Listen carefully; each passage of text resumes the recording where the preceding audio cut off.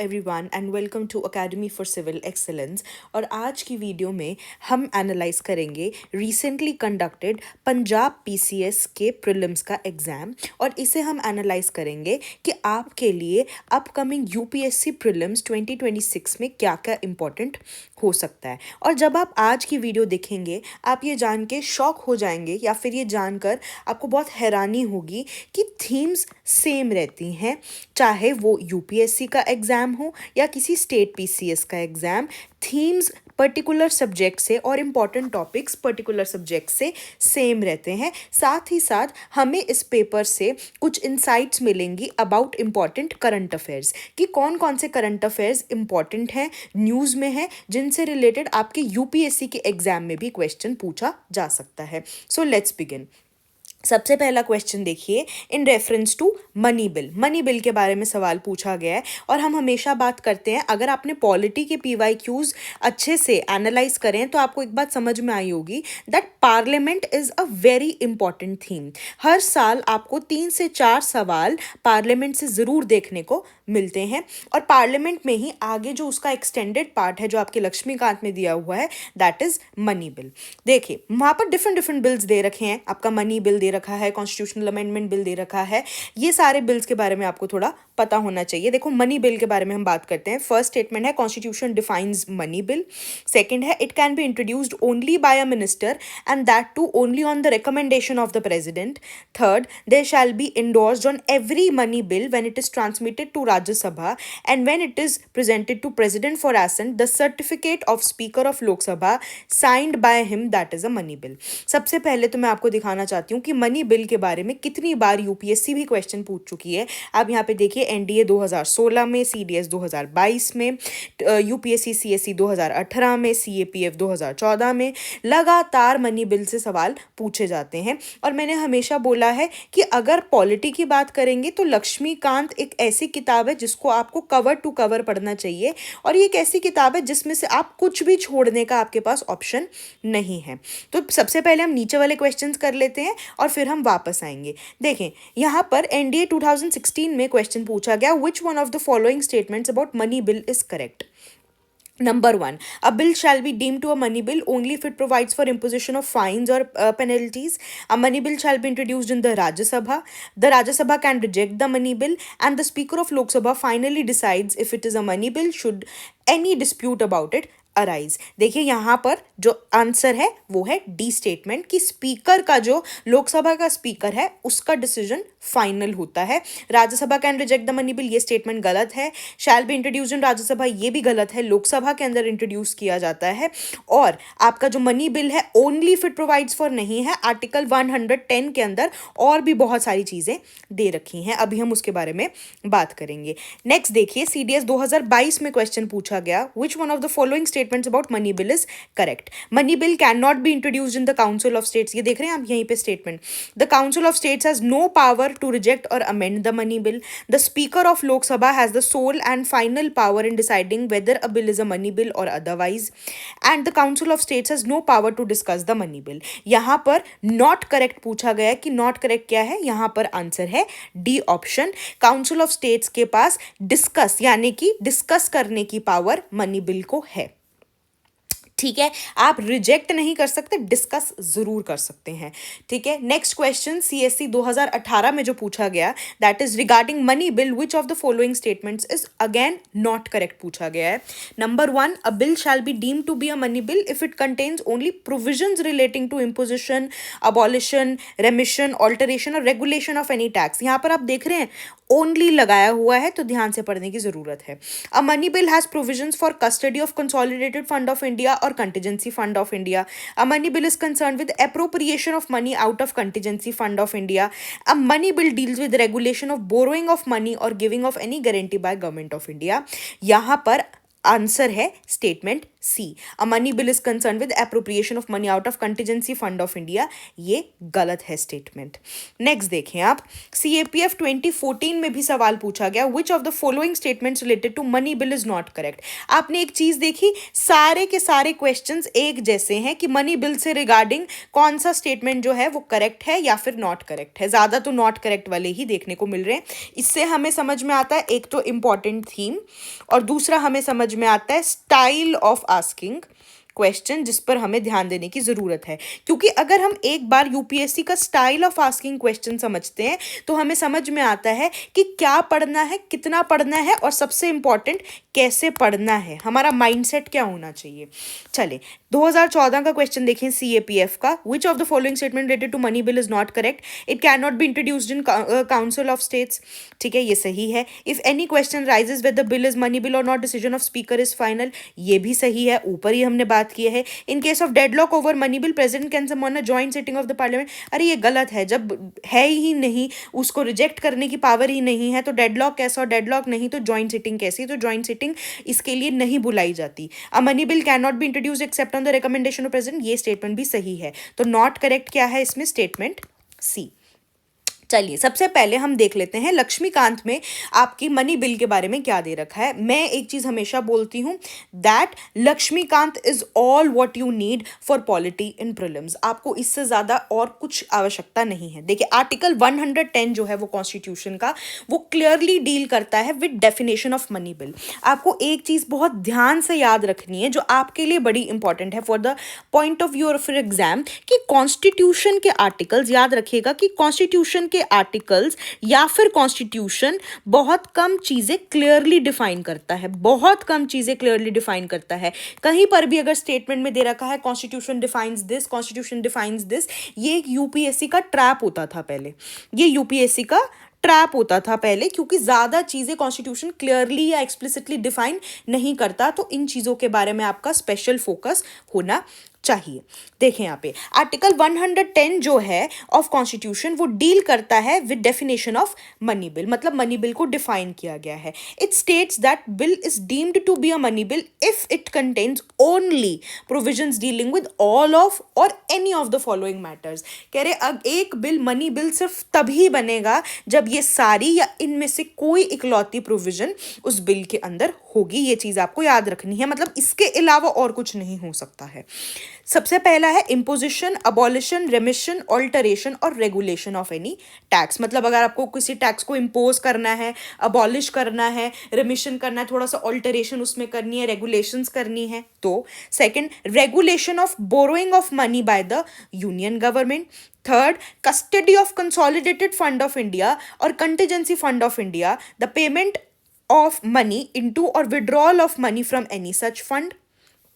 Fourth, appropriation of money out of consolidated fund of India, declaration of any expenditure charged on consolidated fund of India or increasing in amount of any such expenditure. Sixth, receipt of money on account of consolidated fund of India or public account of India or custody or issue of such money. Seventh, any matter incidental to any of the matters specified above. ये बहुत clearly यहाँ पे mention किया गया है। साथ ही साथ यहाँ पर क्लियरली चीज लिखी गई है, a bill is not to be deemed to be a money bill by a reason only that it provides for imposition of fines or other pecuniary penalties, demand or payment of fees for licenses or fees for services rendered, imposition, abolition, remission, alteration or regulation of any tax by any local authority. अगर किसी local authority की बातचीत है तो ये bill money bill नहीं बनेगा। यहाँ पर क्लियरली लिखा गया है कि अगर क्वेश्चन अराइज होता है कि एक बिल मनी बिल है कि नहीं है, उसके ऊपर लोकसभा के स्पीकर का डिसीजन फाइनल होगा। इसका मतलब हिज और हर डिसीजन इन दिस रिगार्ड, इसको किसी भी कोर्ट ऑफ लॉ के अंदर क्वेश्चन नहीं किया जा सकता, ना ही इसको आप किसी हाउस ऑफ पार्लियामेंट में, ना ही प्रेसिडेंट इसे क्वेश्चन कर सकते हैं। मतलब लोकसभा के स्पीकर का डिसीजन मनी बिल के ऊपर बिल्कुल फाइनल है। When a money bill is transmitted to Rajya Sabha for recommendation and presented to president for assent, speaker endorses it at as a money bill. यही वाला जो स्टेटमेंट है ये आपको पंजाब पीसीएस के क्वेश्चन में देखने को मिला था कि जो स्पीकर है वो उसे as a money bill endorse करता है जब वो प्रेसिडेंट के पास जाता है for assent. Constitution lay down करता है एक स्पेशल प्रोसीजर अगर आपको मनी बिल पास करना है। अ money bill can only B introduced इन लोकसभा। ये ऊपर हमें समझ में ही आ गया कि राज्यसभा के अंदर इस बिल को इंट्रोड्यूस नहीं करा जा सकता, और तब आप इसको प्रेजेंट कर सकते हैं जब आपके पास प्रेसिडेंट की रिकमेंडेशन होगी। Every such bill is considered to be government bill and can be introduced only by a minister. मतलब यहां पर आपको तीन बातें बहुत इंपॉर्टेंट याद रखनी है कि इसको सिर्फ लोकसभा में इंट्रोड्यूस करा जा सकता है, इसको सिर्फ मिनिस्टर इंट्रोड्यूस कर सकता है, और इसको प्रेसिडेंट के रिकमेंडेशन की जरूरत है। और इसके ऊपर कि एक बिल मनी बिल है कि नहीं, इसके ऊपर डिसीजन स्पीकर का होगा, लोकसभा के स्पीकर का, विच इज फाइनल। आगे इसने बोला है कि अगर लोकसभा इस मनी बिल को पास कर देता है, ये राज्यसभा के पास जाता है फॉर कंसिडरेशन, लेकिन राज्यसभा के पास रिस्ट्रिक्टेड पावर्स हैं when it comes to money bill. मतलब राज्यसभा कैन नॉट रिजेक्ट। ऊपर भी हमने देखा क्वेश्चन में कि राज्यसभा के पास रिजेक्ट करने की पावर नहीं है, ना ही वो इसे अमेंड कर सकता है। ये सिर्फ उसे रिकमेंडेशंस दे सकता है, लोकसभा को रिकमेंडेशंस दे सकता है कि आप ये बदलाव कर लीजिए। मतलब रिकमेंडेटरी आपका इसमें पावर है। It must return the bill to Lok Sabha within 14 days. 14 दिन के अंदर अंदर राज्यसभा को, लोकसभा को ये जो अपना बिल है ये रिटर्न करना पड़ता है, वेदर विद और विदाउट रिकमेंडेशन। या तो आप रिकमेंडेशन के साथ या बिना रिकमेंडेशन के आप 14 दिन के अंदर अंदर इसे वापस करेंगे। लोकसभा कैन आइदर एक्सेप्ट और रिजेक्ट ऑल और एनी ऑफ द रिकमेंडेशंस। यहाँ पे लोकसभा की कंप्लीट डिस्क्रिशन है, वो सारे रिजेक्ट भी कर सकता है, सारे एक्सेप्ट भी कर सकता है, उसकी मर्जी है। अगर लोकसभा इस रिकमेंडेशन को एक्सेप्ट कर लेता है तो ऐसा मान लिया जाता है कि दोनों हाउसेज ने मॉडिफाइड फॉर्म में इस मनी बिल को पास कर दिया है। उसके बाद ये जाता है प्रेसिडेंट के पास for the accent. If Rajya Sabha does not return the bill to Lok Sabha within 14 days, तब भी ऐसा माना जाता है कि ये बिल जो है वो दोनों हाउसेज ने पास कर दिया। इसका मतलब क्लियर एक्सप्लेनेशन है कि when it comes to money bill के बारे में अगर हम बात करें तो लोकसभा के पास राज्यसभा से ज्यादा शक्तियां, ज्यादा पावर्स हैं। ठीक है, लेकिन on the other hand both the houses have equal powers with regard to an ordinary bill. आपको ये बात याद रखनी है। बहुत बार यूपीएससी एक ऐसा क्वेश्चन पूछती है जहां पे पूछती है कि लोकसभा और राज्यसभा की पावर्स किन किन चीजों से रिलेटेड इक्वल है, कहां पर लोकसभा की पावर ज्यादा है और कहां पर राज्यसभा की पावर्स ज्यादा है। आपको पता होगा कि राज्यसभा की पावर्स 2-3 चीजों में ही ज्यादा है। For example all India services, जिसकी आप प्रिपरेशन कर रहे हैं। ठीक है, आगे देखें।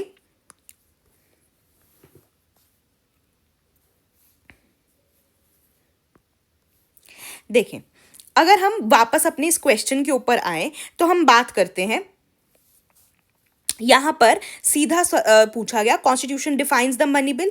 बिल्कुल सही बात है, इसका हमने देखा ही। ठीक है, आपका आर्टिकल 110 है।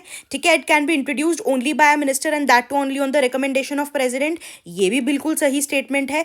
There shall be endorsed in every money bill when it is transmitted to Rajya Sabha, presented to president for assent, certificate of speaker of Lok Sabha. ये भी बिल्कुल सही स्टेटमेंट है। तो इसका आंसर है ऑप्शन नंबर डी।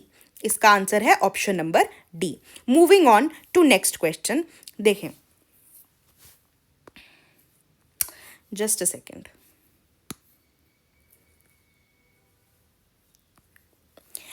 चले नेक्स्ट क्वेश्चन की और हम बढ़ते हैं। नेक्स्ट क्वेश्चन है वीवीपैट से related, that is voter verified paper audit trail.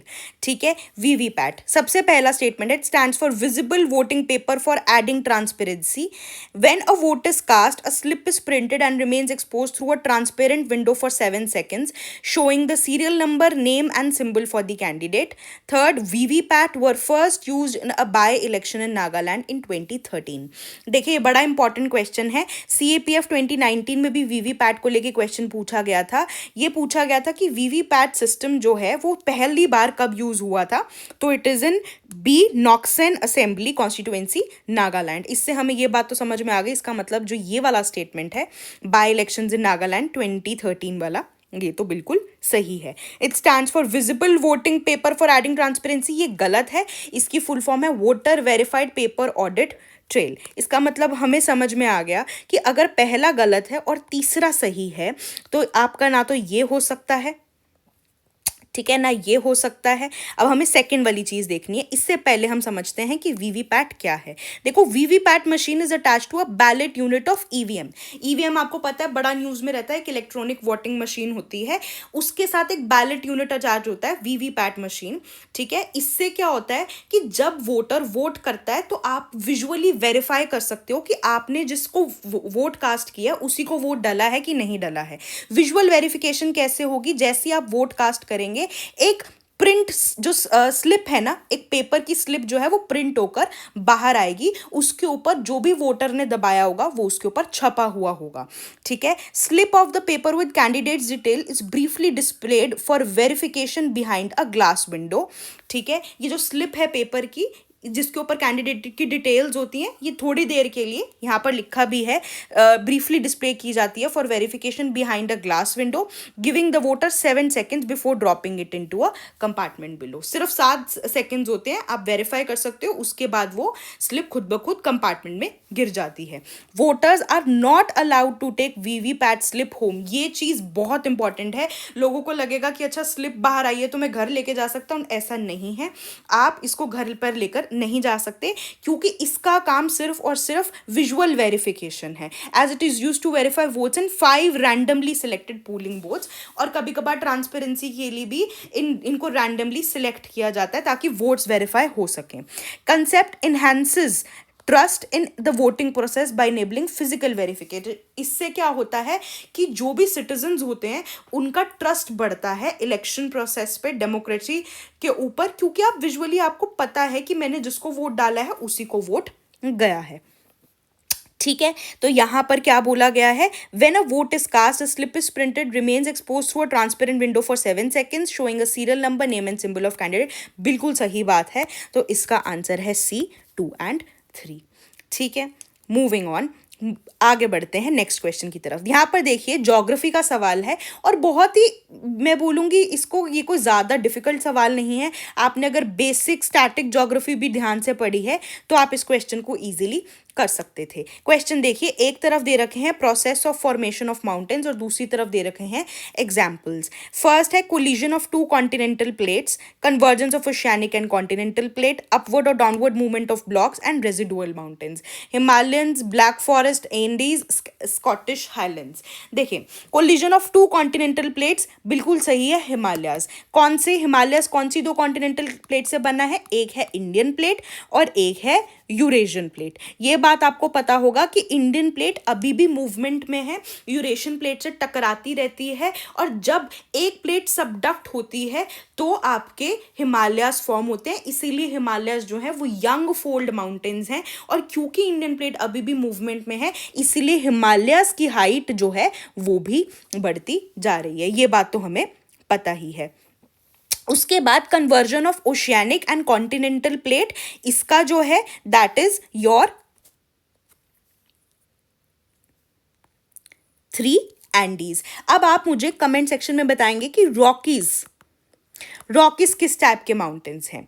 C, upward और डाउनवर्ड मूवमेंट ऑफ ब्लॉक, आपको पता होगा ब्लैक फॉरेस्ट, ब्लैक फॉरेस्ट हमें पता है यूरोप के अंदर है, यूरोप के अंदर ये ब्लॉक माउंटेन्स हैं, तो सी है 2, एंड दी रेजिडुअल माउंटेन्स जो हैं that is your Scottish highlands. तो इसका आंसर है बी, इसका आंसर है बी। मूविंग ऑन, आगे देखें, नेक्स्ट क्वेश्चन है जहां पर एक तरफ वॉल्केनोज और दूसरी तरफ उसके प्लेसेस दे रखे हैं। ये भी एक यूपीएससी स्टाइल का क्वेश्चन है। आपके पेपर में वॉल्केनोज से रिलेटेड बहुत बार सवाल पूछे जाते हैं। देखिए यहाँ पर दे रखा है माउंट मेरापी, ताल वॉल्केनो, किलाउ वॉल्केनो, माउंट एरेबस, और प्लेसेस में अंटार्कटिका, फिलीपीन, इंडोनेशिया और यूएसए दे रखा है। इससे पहले हम इसे करें, मैंने आपके लिए एक वॉल्केनिक मैप तैयार किया है जहाँ पर मैंने इंपॉर्टेंट वॉल्केनोज मार्क किए हैं। आप यहाँ से इसे कर सकते हैं। जैसे अलास्का में तनाका वॉल्केनो है, हवाई में मोना लोआ है, सियाटल में माउंट रेनियर है, मैक्सिको में पैरिक्यूटिन वॉल्केनो है, ग्वाटेमाला में फ्यूगो वॉल्केनो है। ठीक है, उसके बाद इटली में आपने पढ़ा होगा माउंट एटना और स्ट्रोम्बोली वॉल्केनो है।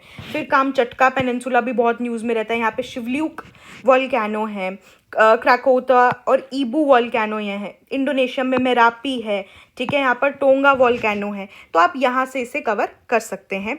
और साथ साथ मैं आपको दिखाऊं, ऊपर जो आपने क्वेश्चन देखा ये सब कुछ पहले भी पूछा जा सका है, इसलिए मैंने बोला everything is PYQ, you just have to analyse and keep practising. देखिए CAPF 2021 में क्वेश्चन पूछा गया माउंट मेरापी के बारे में, ये है इंडोनेशिया के अंदर, ये ऊपर मैंने यहाँ पर मार्क भी किया था। और 1999 में आप देख रहे हैं कितने साल पहले सेम टाइप के क्वेश्चन पूछे गए हैं कि एक तरफ वॉल्केनोज और एक तरफ कंट्री दे रखी है, इसीलिए मैंने बोला डजंट मैटर स्टेट PCS है कि UPSC, क्वेश्चंस का पैटर्न, थीम, तरीका एक ही रहता है। यहाँ पर जो आपका माउंट रेनियर है वो मैंने अभी आपको बताया सियाटल में यानी कि USA के अंदर है। सेकंड माउंट एटना ऊपर ही बताया इटली के अंदर है स्ट्रोम्बोली के साथ। थर्ड जो आपका पैरीक्यूटन है वो भी मैंने आपको बता दिया है, वो मेक्सिको के अंदर है। और जो ताल वॉल्केनो है वो फिलीपींस के अंदर है। अब वापस जाके हम अगर ये क्वेश्चन देखें तो यहाँ पे माउंट मेरापी किस में है, अभी देखा हमने, इट इज़ इन इंडोनेशिया। ताल वॉल्केनो कहाँ पर है, फिलीपींस में है। किलाउ वॉल्केनो कहाँ है, USA में है। और माउंट एरेबस कहाँ है, अंटार्कटिका में है। ठीक है, आप इस वीडियो को पॉज कर सकते हैं, स्क्रीनशॉट ले सकते हैं, या फिर अगर आपको ये वाला PDF को एक्सेस लेना है तो you can join our Telegram channel also, PDF आपको फ्रीली अवेलेबल हो जाएगा। Moving on to next question, geography का सवाल है फिर से, जहां पर रिवर्स को ईस्ट टू वेस्ट ऑर्डर में पूछा गया है। इसका आंसर बताने से पहले मैं आपको एक चीज़ बताना चाहूँगी कि कभी भी आप अपनी UPSC के एग्जाम के लिए रिवर्स प्रिपेयर करें तो आपको क्या क्या प्रिपेयर करना होता है बेस्ड अपॉन PYQ एनालिसिस। आपको एक तो रिवर का ओरिजिनेशन पॉइंट पता होना चाहिए कि कौन सी रिवर कहाँ से ओरिजिनेट कर रही है, क्या वो कोई लेक है या फिर वो कोई ग्लेशियर है या फिर वो कोई स्प्रिंग है, इसका आपको थोड़ा पता होना चाहिए। उसके बाद उस रिवर के ऊपर कोई इंपॉर्टेंट डैम और रेजर्वॉयर है। इस बार तो वैसे भी मैं बता दूं आपको, इंडस वाटर जो ट्रीटी है वो इतना न्यूज़ में है, तो आपको बगलीहार, दुलहस्ती, ये वाले डैम्स के बारे में, कोयना डैम किसके ऊपर है, ठीक है, आपको ये वाले डैम्स और रेजर्वॉयर्स के बारे में, पापनाशम रेजर्वॉयर किसके ऊपर है, ये थोड़ा पता होना चाहिए। तीसरी चीज जो नदियों के बारे में आपको पता होना चाहिए, उनका ईस्ट टू वेस्ट और वेस्ट टू ईस्ट ऑर्डर। अब आप देखिए ये सेम ऐसा क्वेश्चन जहां पर इन्होंने वेस्ट टू ईस्ट पूछा था, ये CSC के 2024 के पेपर में भी आया था। ऊपर ईस्ट टू वेस्ट पूछा है, यहाँ पे वेस्ट टू ईस्ट पूछा है, इसका मतलब हमारे लिए ये भी बहुत इंपॉर्टेंट है। साथ ही साथ आपको पता होना चाहिए कि ईस्ट फ्लोइंग रिवर्स कौन सी हैं और वेस्ट फ्लोइंग रिवर्स कौन सी है। स्पेसिफिकली पेनिनसुलर रिवर्स में ये चीज़ जाननी बहुत ज़रूरी है। UPSC इस पे भी सवाल पूछ चुकी है, वो 4-5 रिवर्स देती है, उसमें से पूछती है कौन सी ईस्ट फ्लोइंग है। ठीक है, साथ ही साथ आपको पता होना चाहिए कोई इंपॉर्टेंट सिटीज़ किसी रिवर के बैंक पे हैं कि नहीं। फॉर एग्जाम्पल बहुत इंपॉर्टेंट PYQ है जहाँ पर ये पूछा गया था कि हैदराबाद जो है वो कौन सी नदी के घाट पे है, वो मूसी रिवर के बैंक पे है। ठीक है, तो इंपॉर्टेंट अगर आप सिटीज़ कर पाएँ that is also very important. इसके बाद अगर आपको टाइम बच रहा है, अगर आपके अंदर पेशेंस है, आपकी रिकॉलिंग पावर है, extra effort if you want to put with emerging and evolving things, you can do important national parks upon those river banks. क्योंकि आने वाला टाइम जो है दैट इज ज्योग्राफी और इन्वायरमेंट का मर्जिंग थीम, इसीलिए ऐसा हो सकता है कि इंपॉर्टेंट नेशनल पार्क्स भी नदियों के ऊपर पूछे जाएं। ठीक है, अब देखो यहाँ पर अच्छा क्वेश्चन है, डिफिकल्ट क्वेश्चन है, अगर नदियाँ ढंग से नहीं की गई हैं तो थोड़ा डिफिकल्ट हो सकता है। देखिए यहाँ पे ईस्ट टू वेस्ट का पूछा है इन्होंने, यहाँ पे मैंने आपके लिए मैप लगा दिया है, आप चाहें तो इसको पॉज करके ध्यान से बाकी सारी नदियों को भी देख सकते हैं। देखिए यहाँ पर अगर आप दामोदर का देखेंगे, सबसे ईस्टर्न पे दामोदर का जो है ओरिजिनेशन पॉइंट है। उसके बाद यहाँ पर अगर आपको दिख रहा है दिस इज बैतरनी। फिर यहाँ पर ये देखिए हम ईस्ट टू वेस्ट ही तो जा रहे हैं, इसके बाद है महानदी और इसके बिल्कुल नीचे यहाँ पे देखिए आप पेनार है। मतलब ये ओरिजिनेशन पॉइंट्स अगर आप देखें तो ये देखिए कैसे ईस्ट टू वेस्ट जा रहे हैं। तो यहाँ पर आंसर है D, Damodar, Baitarni, Mahanadi and Penner basin. अब ये this was a difficult question, आप इसको पॉज करके यहाँ पे देखिए वेस्ट फ्लोइंग रिवर्स भी लिखी हुई हैं और इंपॉर्टेंट सारी नदियाँ भी लिखी हुई हैं, आप ये सारा इसे याद कर सकते हैं। ईस्ट फ्लोइंग भी दिया हुआ है और आप इसे अच्छे से ऑब्जर्व कीजिए। सिमिलर लाइंस पे 2024 में क्वेश्चन था, यहाँ पे वेस्ट टू ईस्ट पूछा गया था, देखिए बिल्कुल ऑपोजिट पूछा गया है और यहाँ पर थोड़ी नॉर्थ साइड की नदियों के बारे में पूछा गया है। इसके लिए भी मैंने मैप लगा दिया है, आप इसे पॉज करके आराम से देख सकते हैं। मैं आपके लिए आपको यहाँ पर दिखा देती हूँ। देखिए आपको दिख रहा है गोमती, ठीक है, घाघरा, फिर उसके बाद गंडक, फिर उसके बाद आती है आपकी कोसी नदी, ठीक है, उसके बाद आती है आपकी कोसी नदी। ये देखें आप, यहाँ पे नॉर्थ ईस्ट भी बड़ा इंपॉर्टेंट है, तो ये भी यहाँ पर दे रखा है, जलढाका, लद्दाख, मानस, कामेंग, दिबांग, दिहांग, लोहित, धनसिरी है, ठीक है, बराक है, पद्मा, मेघना, जमुना, आपको पता होना चाहिए। तो ये सारी चीज़ों के बारे में आप थोड़ा सा पढ़ लीजिएगा। तो इसका आंसर है बी, गोमती, घाघरा, गंडक एंड कोसी, ठीक है। मूविंग ऑन, नेक्स्ट क्वेश्चन देखें। नेक्स्ट क्वेश्चन है राइस के बारे में। देखिए पहला स्टेटमेंट है, cultivation of rice generally requires high temperature above 25 degree Celsius and annual rainfall above 100 centimetres. Second, loamy and clayey soils are ideal for rice cultivation. Third, tar-watar technique of rice cultivation uses less water than traditional puddling method, but the crop also takes more time to mature. देखिए ये news में इसीलिए था क्योंकि government of Punjab was promoting direct seeding of rice which is also known as तार-वतार technique. देखिए direct seeding of rice देखें क्या होता है। There is no nursery preparation और transplantation involve in this method. ना तो ट्रांसप्लांटेशन ना कोई नर्सरी की प्रिपरेशन। डायरेक्ट सीडिंग के अंदर क्या होता है, प्री जर्मिनेटेड सीड्स जो होते हैं वो डायरेक्टली फील्ड के अंदर ड्रिल कर दिए जाते हैं रफली 20 से 30 दिन पहले, when they would have been transplanted by a tractor powered machine. Field को इरिगेट किया जाता है and levelled prior to seeding process which is carried out using a seed drill. Before sowing, seeds are treated by soaking in a fungicide solution. Seeds को सो करने से पहले उन्हें fungicide solution के अंदर सोक किया जाता है ताकि कोई फंगस ना लगे. First irrigation is carried out 21 days after sowing. ये न्यूज़ में था इसीलिए ये सवाल पूछा गया है, लेकिन ऐसा नहीं है कि राइस के बारे में पहली बार सवाल पूछा गया. और यूपीएससी ने हज़ारों बार राइस के बारे में डिफरेंट टाइप के सवाल पूछे हैं, वो ज्योग्राफी से रिलेटेड हो, एग्रीकल्चर से रिलेटेड हो, एनवायरनमेंट से रिलेटेड हो. इसका मैं प्रमाण आपको भी दिखाती हूँ.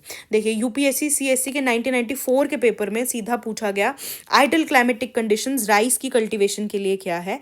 यहाँ पर आंसर है ए कि 100 सेंटीमीटर से ज़्यादा की रेनफॉल और 25 डिग्री सेल्सियस से ज़्यादा का टेम्परेचर, यही यहाँ पर दे रखा है. इसका मतलब स्टेटमेंट 1 तो करेक्ट है. उसके बाद ये वाला क्वेश्चन बड़ा इंपॉर्टेंट है. सीएससी के 2000 के क्वेश्चन में ये पूछा गया, which one of the following organisms can serve as a bio fertiliser for rice crop. मैंने आपको वैसे भी बताया है कि यूपीएससी किसी भी वर्ड के आगे बायो लग जाए वो वैसे भी उसके साथ ऑब्सेस्ड है.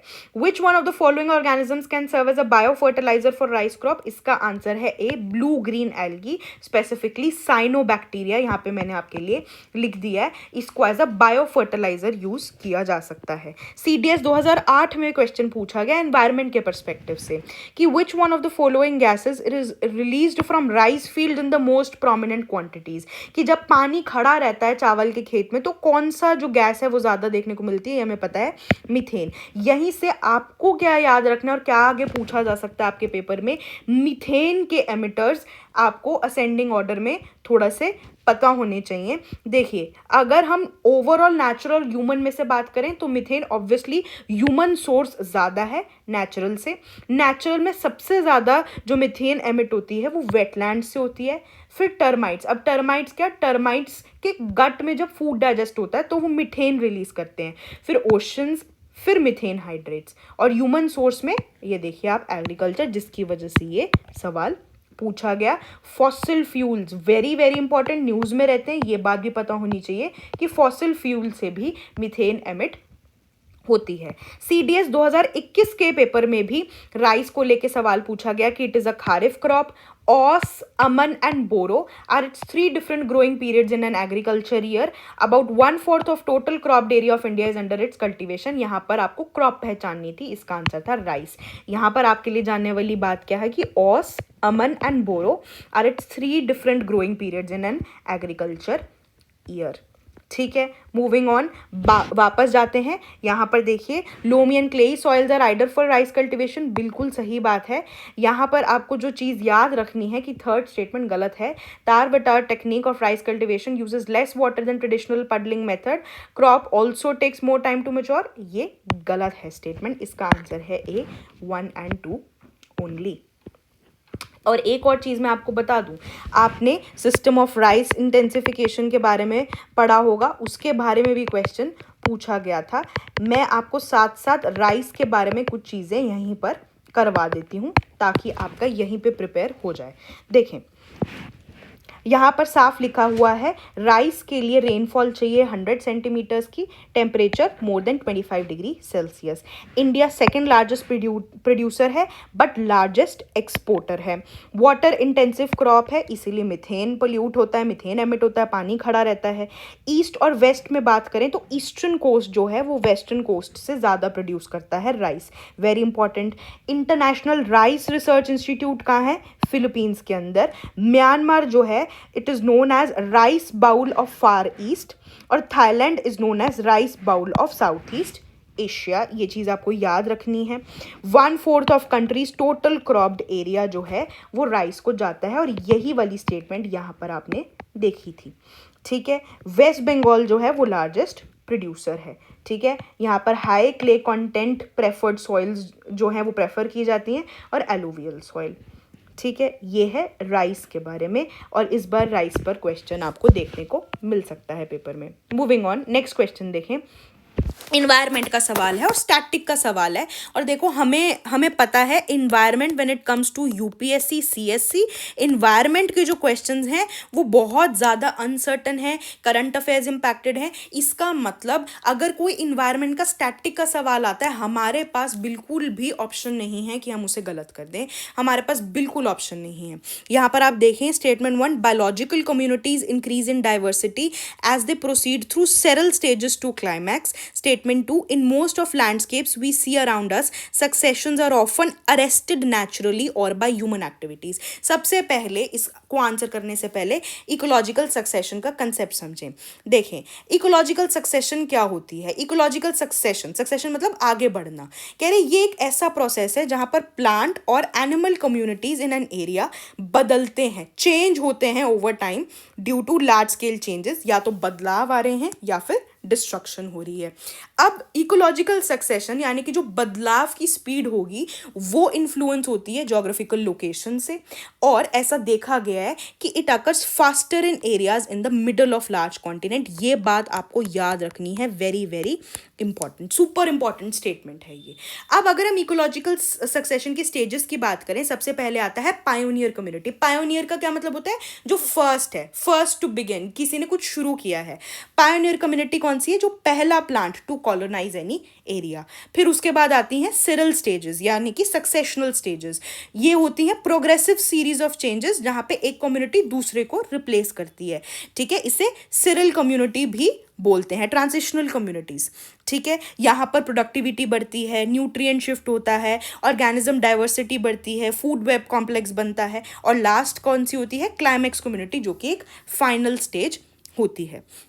यहाँ पर आप देखिए लिखा है biological community increase in diversity as they proceed through seral to climax. बिल्कुल सही बात है, प्रोडक्टिविटी डाइवर्सिटी बढ़ती चली जाती है। उसके बाद सेकंड में क्या लिखा है? In most of the landscape we see around us successions are often arrested naturally और बाय ह्यूमन एक्टिविटीज़। बिल्कुल सही बात है कि ऐसा देखा गया ज़्यादातर लैंडस्केप्स में जो सक्सेशन है उसके अंदर एक रुकावट पैदा करते हैं नेचर या फिर ह्यूमन एक्टिविटीज़, इसीलिए कोई भी क्लाइमैक्स तक तो पहुंच ही नहीं पाता।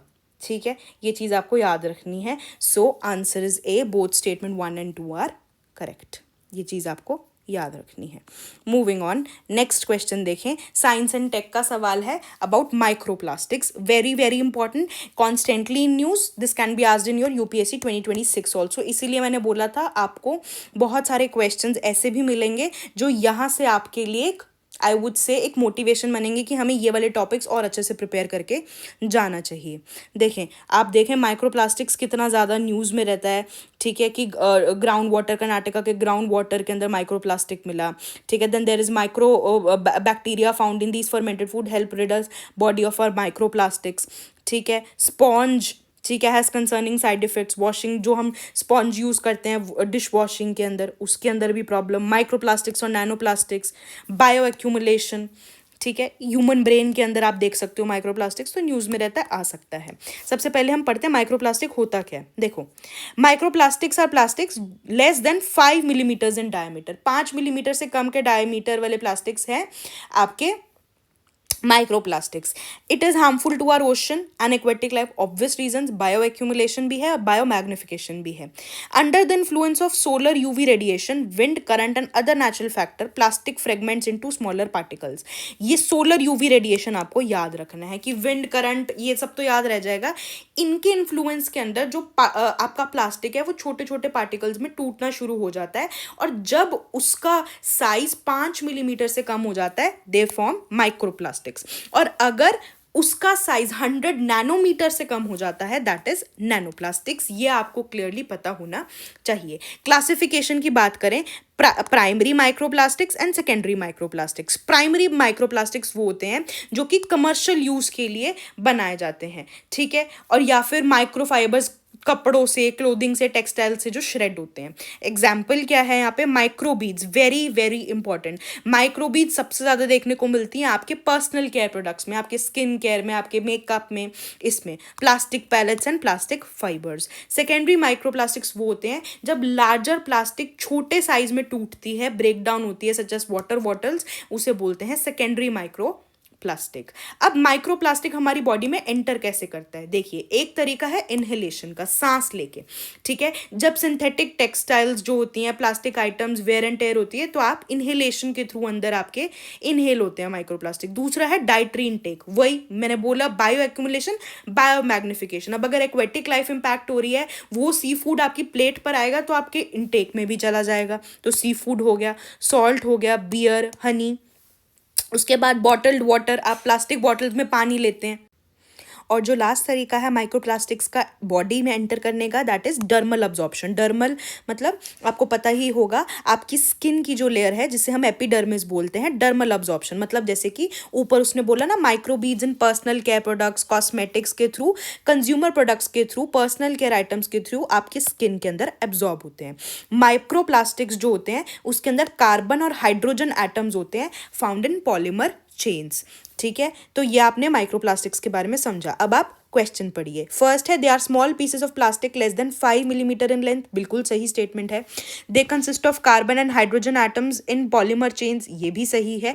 दे can absorb persistent organic pollutants, potentially increasing the toxicity of the particles, बिल्कुल सही बात है कि ये पीओपीस को अब्सॉर्ब कर सकते हैं। आप मुझे बताएंगे कौन सा कन्वेंशन जो है वो पीओपीस के साथ डील करता है, कमेंट सेक्शन में। Fourth, they can inhale from air and absorb through skin, ये भी सही बात है, मैंने आपको तीनों तरीके बता दिए हैं, तो इसका आंसर है डी, ऑल 4, ठीक है। ये आप प्रिपेयर कर लीजिए, मुझे लगता है कि इस साल पेपर में आ सकता है। मूविंग ऑन, नेक्स्ट क्वेश्चन देखिए, इन्वायरमेंट का सवाल है। एक तरफ बायोस्फीयर रिजर्व्स और दूसरी तरफ उसका फौना दिया हुआ है।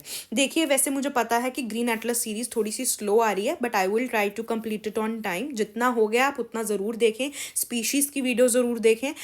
एक चीज़ याद रखिएगा, जब भी आप नेशनल पार्क्स, बायोस्फीयर रिजर्व्स वगैरह प्रिपेयर करें, टाइगर रिजर्व्स प्रिपेयर करें, उसका एक बेसिक फौना या फिर वहाँ पर कौन सा इंपॉर्टेंट फौना है, एनिमल स्पीशीज़ हैं, उसके बारे में आपको पता होना चाहिए, ठीक है। अब देखिए, यहाँ पे दे रखा है नीलगिरी, नंदा देवी, मानस एंड सेशुलम हिल्स, और दूसरी तरफ golden gecko, langur, musk deer and lion tailed macaque, ठीक है। नेक्स्ट जो ग्रीन एटलस सीरीज का जो एपिसोड आएगा वो असम के ऊपर होगा, वहाँ पर मैंने ये देखिए गोल्डन लंगूर पढ़ाया हुआ है, ठीक है। गोल्डन लंगूर जो है इसकी एक्सक्लूसिव रेंज जो है वो इंडिया का असम और भूटान है, ठीक है। साथ साथ यहाँ पे क्लियरली लिखा हुआ है कि मानस रिवर के आसपास, संकोश रिवर के आसपास, भूटान फुट हिल्स में ये देखने को मिलता है। गोल्डन आपका देख लिए, इसका फर जो है वो गोल्डन कलर का है, इसीलिए गोल्डन लंगूर इसको बोला जाता है, ठीक है। ये डायरोनल है, अर्बोरियल है, मतलब ज़्यादातर पेड़ों पे, प्राइमरली लिव्स इन ट्रीज, ठीक है। ट्रूप्स के अंदर मिलते हैं ये, single male with multiple females, ये टिपिकल ये चीज़ देखने को मिलती है इसके अंदर। और मेल्स का जो साइज़ है वो फीमेल्स से ज़्यादा होता है, ठीक है। तो गोल्डन लंगूर यहाँ पे मैंने लिखा भी है, यहाँ पर इसका है मानस बायोस्फीयर रिजर्व, ठीक है। नीचे देखें, मैंने यहाँ पर सबकी इंफॉर्मेशन लिख दी है। सेशुलम हिल्स देखें, Andhra Pradesh. Seshachalam hills are part of eastern Ghats, eastern Ghats का पार्ट है, ठीक है। मेजर पिलिग्रिमेज कौन सा है यहाँ पर, Tirupati and Shri Venkateswara national park are located in these ranges. Very important flora क्या है, रेड सैंडर्स। रेड सैंडर्स भी एक प्रीवियस ईयर क्वेश्चन है। आपको पता है एक फिल्म आई थी जिसमें रेड सैंडर्स का इलीगल जो है वो ट्रेड दिखाया गया था, इसीलिए ये क्वेश्चन भी पूछा गया। और अगर फौना की बात की जाए, गोल्डन गेको, ठीक है, गोल्डन गेको। उसके बाद नीलगिरी, वेरी इंपॉर्टेंट, तमिलनाडु और केरला के बॉर्डर एरिया में यूनेस्को के मैन एंड बायोस्फीयर प्रोग्राम के अंदर पहला ऐसा बायोस्फीयर रिजर्व जिसको इंक्लूड किया गया था। यहाँ पे सबसे इंपॉर्टेंट अगर फ्लोरा की बात की जाए, that is Neel Kurinji flowers. Blue colour के, पर्पलिश ब्लू कलर के फ्लावर्स होते हैं, 12 साल में एक बार ब्लॉसम करते हैं ये, ठीक है। और अगर इस नीलगिरी के जो ये पूरा क्लस्टर है ना, ये हाई है बायोडाइवर्सिटी में, और इसके अंदर बहुत सारे नेशनल पार्क्स आते हैं। इनका आपको पता होना चाहिए। मैं अगर यहाँ पे लिखूं, this is also a previous year question and you can see it in many test series as well, कि नीलगिरी के जो एरिना है उसके अंदर कौन कौन से नेशनल पार्क्स आते हैं।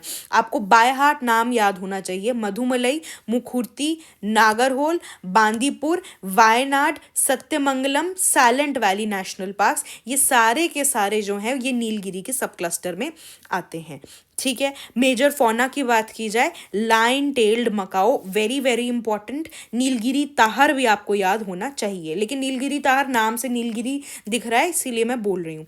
लाइन टेल्ड मकाओ और भी बहुत बार यूपीएससी ने अपने प्रीवियस ईयर पेपर्स में पूछा है कि ये डायरनल है, ये क्या है, ये चीज़ें एनिमल बिहेवियर को लेके सवाल पूछे गए हैं। Then next is Nanda Devi biosphere reserve, ये भी यूनेस्को के मैन एंड बायोस्फीयर प्रोग्राम में है। आपको बाय हार्ट लिस्ट याद होनी चाहिए कि मैब प्रोग्राम में कितने बायोस्फीयर रिजर्व्स हैं। सारे बायोस्फीयर रिजर्व्स इंक्लूडेड नहीं हैं, ये चीज़ का आप ध्यान रखेंगे। ये उत्तराखंड के अंदर है, इसके अंदर 2 नेशनल पार्क आते हैं, नंदा देवी नेशनल पार्क और valley of flowers national park. और major fauna snow leopard, musk deer, very very important. साथ ही भराल यानी कि ब्लू शीप भी आप याद रखिएगा। इसका मतलब मैंने आपके साथ यहाँ पे इंफॉर्मेशन अटैच कर दी है, आप इसको आराम से पढ़ लीजिएगा। सो हमारा आंसर है यहाँ पर सी, नीलगिरी में आपको मिलता है लाइन टेल्ड मकाओ, ठीक है। आपका नंदा देवी के अंदर आपको मिलता है मस्क डियर, मानस के अंदर आपको मिलता है गोल्डन लंगूर, और सेशुलम हिल्स के अंदर आपको मिलता है गोल्डन गेको, गोल्डन गेको, ठीक है। नेक्स्ट क्वेश्चन देखिए, ये भी इन्वायरमेंट का सवाल है। यहाँ पर टाइगर रिजर्व्स दे रखे हैं और दूसरी तरफ उसके स्टेट्स दे रखे हैं। अब देखिए मेरे अकॉर्डिंग ये बहुत ही इजी सवाल हैं। अगर इतना बेसिक भी इतना तैयारी में नहीं पड़ा है तो फिर बहुत मुश्किल है। देखिए इन्वायरमेंट का इसीलिए ग्रीन एटलस सीरीज मैंने शुरू की हुई है, क्योंकि मुझे ये बात पता है कि यूपीएससी के साथ साथ आप और जितने एग्जाम्स देंगे उसके अंदर ये बड़ा बेसिक लेवल का सवाल है कि नेशनल पार्क, टाइगर रिजर्व का स्टेट पूछ लिया, मेजर फौना पूछ लिया, एनिमल बिहेवियर, ठीक है आपको वो लग सकता है थोड़ा एडवांस सवाल है, वैसे तो इतना पेपर का एवोल्यूशन हो गया है कि वो भी एडवांस नहीं है, तो इस बात का थोड़ा ध्यान रखना है आपको। देखिए यहाँ पे इसने पूछा है कौन से करेक्ट पेयर्स हैं। सतपुरा टाइगर रिजर्व महाराष्ट्र में नहीं है, मध्य प्रदेश के अंदर है, ठीक है। उसके बाद है बांदीपुर कर्नाटका, बांधवगढ़ बिल्कुल सही है मध्य प्रदेश, लोग इसको राजस्थान मार्क कर देते, गलत है, मध्य प्रदेश के अंदर ही है। और सत्यमंगलम आपका तमिलनाडु में है। इसका आंसर है सी, ओनली 3 पेयर्स आर करेक्ट। इसका मतलब जैसे मैंने आपको रिवर्स में बताया, जब आप पढ़ेंगे क्या क्या पढ़ना है, नेशनल पार्क अगर आप पढ़ते हैं, टाइगर रिजर्व पढ़ते हैं, पहली चीज कौन से स्टेट में है ये तो आपको याद होना ही चाहिए। इसका एक तरीका है, आपको वेबसाइट के ऊपर गूगल पर जाइए, आपको बहुत सारे इंस्टीट्यूट्स के मैप्स मिल जाएंगे बने बनाए। अब तो एआई भी है, आप उसकी मदद भी ले सकते हैं। इंडिया के मैप के ऊपर 3 मैप्स बनवा लीजिए, एक पे टाइगर रिजर्व्स, एक पे बायोस्फीयर रिजर्व्स और एक पे नेशनल पार्क्स। आप स्टेट के ऊपर ही पॉलिटिकल मैप पे मार्क कर लीजिए और उसको आप अपनी टेबल पर पेस्ट कर लीजिए। आप रोज देखेंगे आपको याद हो जाएगा। स्टेट, उसके अंदर बेसिक फौना, बायोडाइवर्सिटी कितनी है, और जोग्राफिकल लोकेशन, आसपास कोई नदी है, कोई पहाड़ है, ये भी थोड़ा सा आइडिया होना चाहिए। मूविंग ऑन, नेक्स्ट सवाल देखिए, अगेन एनवायरनमेंट का क्वेश्चन है। Kyoto protocol, Kyoto is all time favourite, मैं यूपीएससी का मानती हूँ। क्योटो पे बहुत बार सवाल पूछा है यूपीएससी ने। सीडीएस में भी देखो, यहाँ पर तो सीधा सवाल आया था कि Kyoto protocol relates to which one of the following issues. ये तो सीधा स्पष्ट सवाल था बिल्कुल। देखिए क्योटो प्रोटोकॉल के बारे में बात करते हैं। It is related to UNFCCC की COP3 की मीटिंग, जो कि 1997 में हुई थी, ठीक है। 11 दिसंबर 1997 को क्योटो प्रोटोकॉल को अडॉप्ट किया गया। क्योटो प्रोटोकॉल का एम क्या है? कार्बन डाइऑक्साइड और ग्रीन हाउस गैस एमिशंस को रिड्यूस करना, ताकि क्लाइमेट चेंज मिटिगेट हो सके।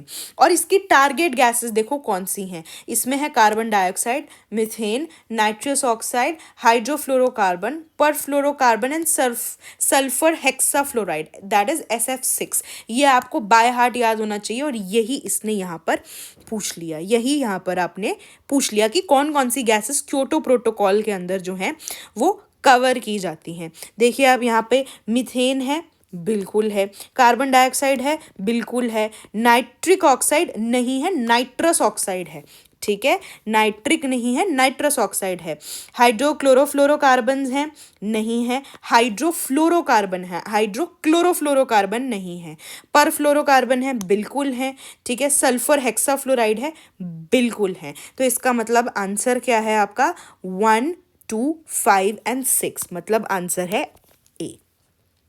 ठीक है, इसका तो मुझे लगता नहीं है इसका आंसर बताने की ज़रूरत है, ठीक है, चाहिए तो आप पॉज करके इसको आंसर कर सकते हैं। This is a very direct question. Next question देखिए आप, ज्योग्राफी से रिलेटेड है, अगेन वेरी सिंपल स्टैटिक का क्वेश्चन, एनसीईआरटी से आराम से ये सवाल हो सकता था। दो जो ऐसे चैप्टर्स हैं जो मुझे ऐसा लगता है लो हैंगिंग फ्रूट्स हैं ज्योग्राफी में, बच्चे इसे बहुत लाइटली लेते हैं और इससे सबसे ज़्यादा सवाल आते हैं, that is one is layers of atmosphere और दूसरा है इंडियन ज्योग्राफी के एनसीईआरटी में वेजिटेशन का चैप्टर। ये दो चैप्टर्स मेरे अकॉर्डिंग बड़े ज़रूरी हैं। देखिए स्ट्रैटोस्फेयर, मीजोस्फेयर, थर्मोस्फेयर, आइनोस्फेयर और दूसरी तरफ इसके करेक्टरिस्टिक्स दे रखे हैं। बहुत क्लियरली आपको ये बात समझ में आनी चाहिए कि एक लेयर ऐसी होती है जिसमें हाइट के साथ साथ टेम्परेचर फॉल करता है और अगली ही लेयर ऐसी होती है जहां पर हाइट के साथ साथ टेम्परेचर बढ़ता है। ये ऑल्टरनेटिवली चीज़ बनी हुई है, तो ये बात बिल्कुल क्लियर होनी चाहिए आपको। स्ट्रैटोस्फेयर में देखिए आप, स्ट्रैटोस्फेयर के अंदर टेम्परेचर इंक्रीज करता है एल्टीट्यूड के साथ, leading to a layer in which vertical mixing is limited. उसके बाद मीजोस्फेयर, देखिए मीजोस्फेयर में यहाँ पर क्लियरली एनसीईआरटी में दे रखा है, मीजोस्फेयर एक ऐसी लेयर है जहाँ पर टेम्परेचर फिर से डिक्रीज होना शुरू हो जाता है with increase in height, increase in altitude, और -100 डिग्री सेल्सियस तक पहुँच जाता है, मतलब coldest place within the earth system तक पहुँच जाता है at the height of 80 kilometres. ठीक है, तो मीजोस्फेयर का यहाँ पर है statement number 4, characterise by temperature decrease with the altitude leading to coldest place within the earth system. C thermosphere के बारे में देखें, thermosphere is characterised by high temperature as a result of absorption of high energy solar radiation by gases, and ionosphere से नाम से पता चल रहा है कुछ आयंस से रिलेटेड होगा, थोड़ा सा प्रेजेंस ऑफ माइंड भी यूज करेंगे तब भी हो जाएगा, a region where photo ionization primarily occurs. यहाँ पर ये क्लियरली लिखा हुआ है, आइनोस्फेयर के अंदर electrically charge particles known and ions देखे जाते हैं, इस वजह से इसे आइनोस्फेयर भी बोला जाता है। Radio waves transmitted from earth are reflected back to the earth by this layer, तो इसका आंसर है ऑप्शन नंबर बी। मतलब बेसिक सवाल गलत होने का कोई आपके पास चांस नहीं है। अगर आप इतने स्टैटिक के सवाल गलत करेंगे तो बहुत मुश्किल हो जाएगी। नेक्स्ट क्वेश्चन देखें, अगेन एनवायरनमेंट का स्टैटिक, नगोया प्रोटोकॉल के बारे में पूछा गया है। देखिए नगोया प्रोटोकॉल 2010 में अडॉप्ट किया गया, ये एक सप्लीमेंट्री एग्रीमेंट है to UNCBD, that is convention on biological diversity. ठीक है, UNCBD पे है।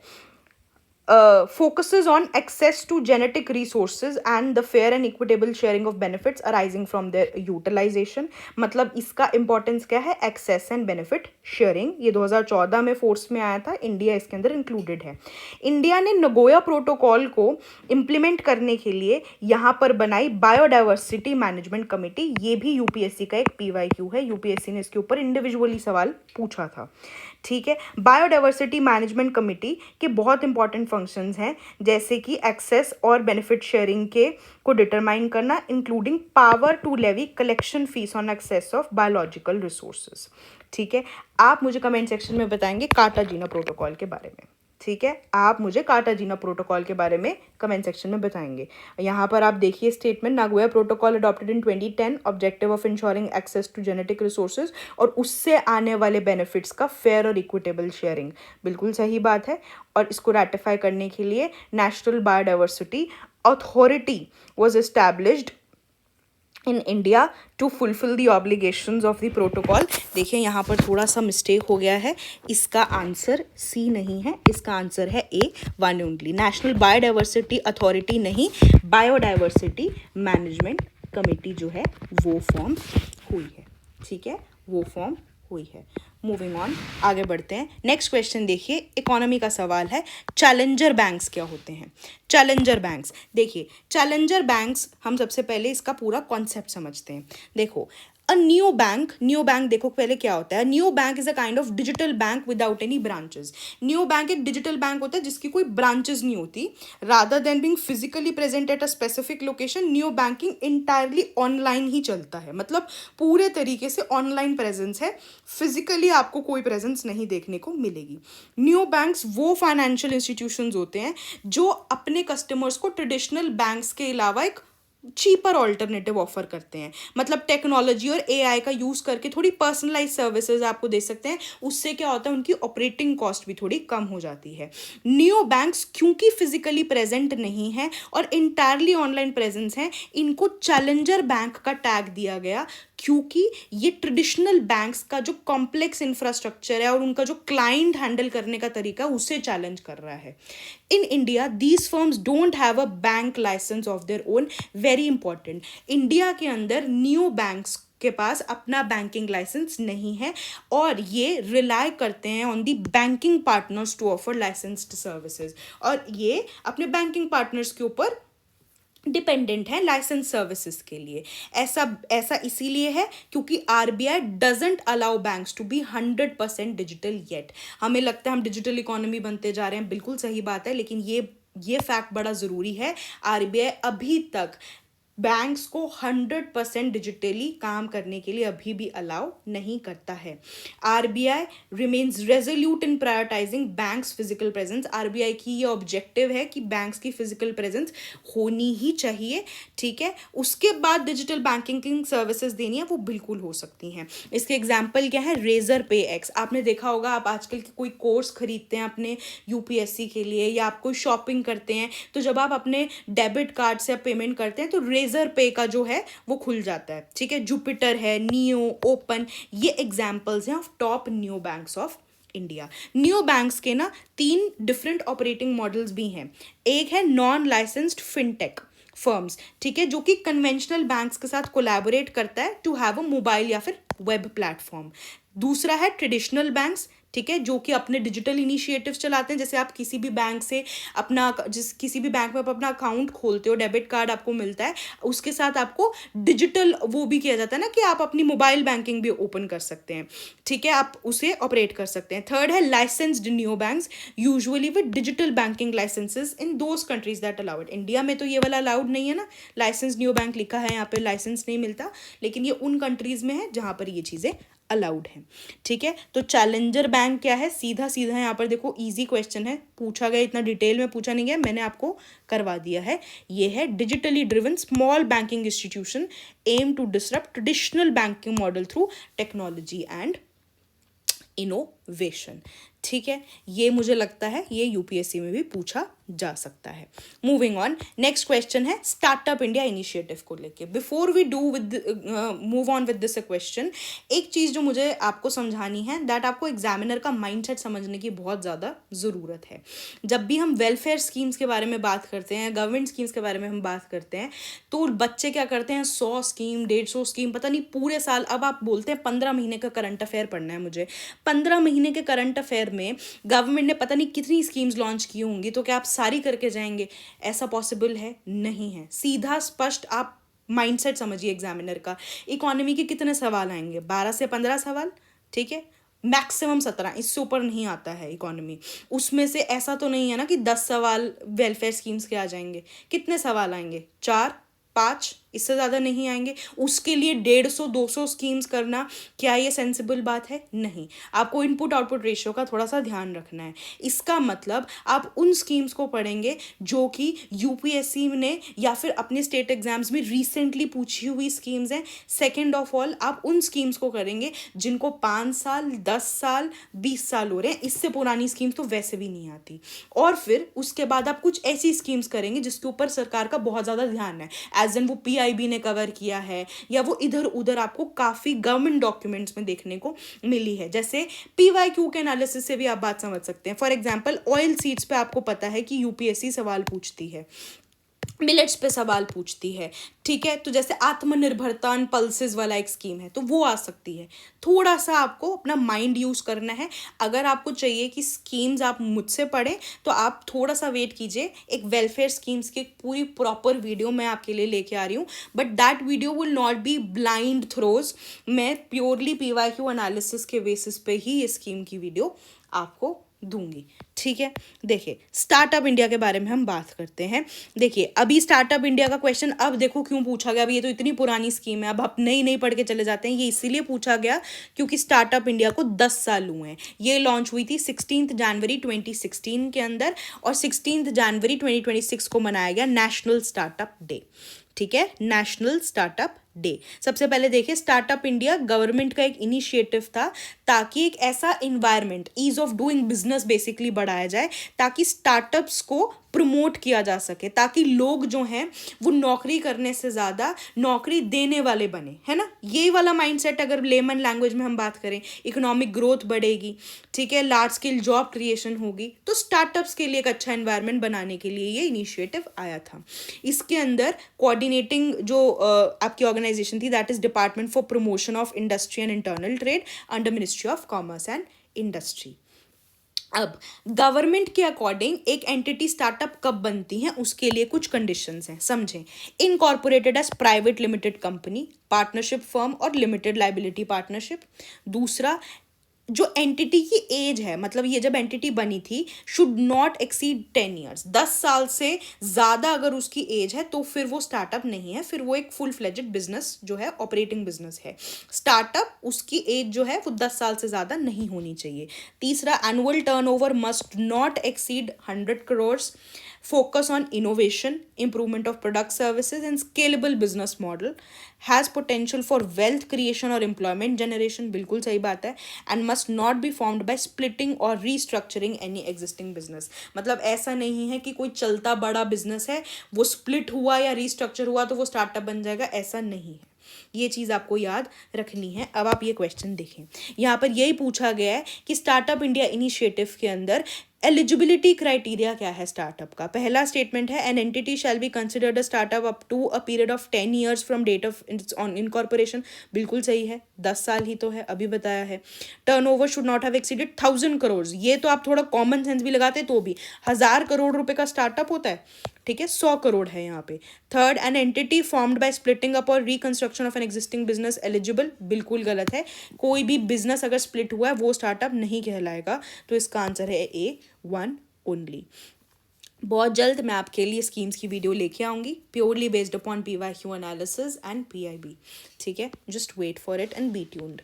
नेक्स्ट क्वेश्चन देखें, इकोनॉमी का स्टैटिक का सवाल है, इसमें गलत नहीं कर सकते आप। मेरे अकॉर्डिंग जब आप इकोनॉमी पढ़ें तो आप 3-4 टॉपिक्स पर थोड़ा ज़्यादा ध्यान दें। पहला है depreciation devaluation, inflation, balance of payments, ठीक है। इन चीज़ों पर आप थोड़ा सा ज़्यादा ध्यान देंगे तो आपके लिए फ़ायदेमंद रहेगा। और banking, banking is very important chapter.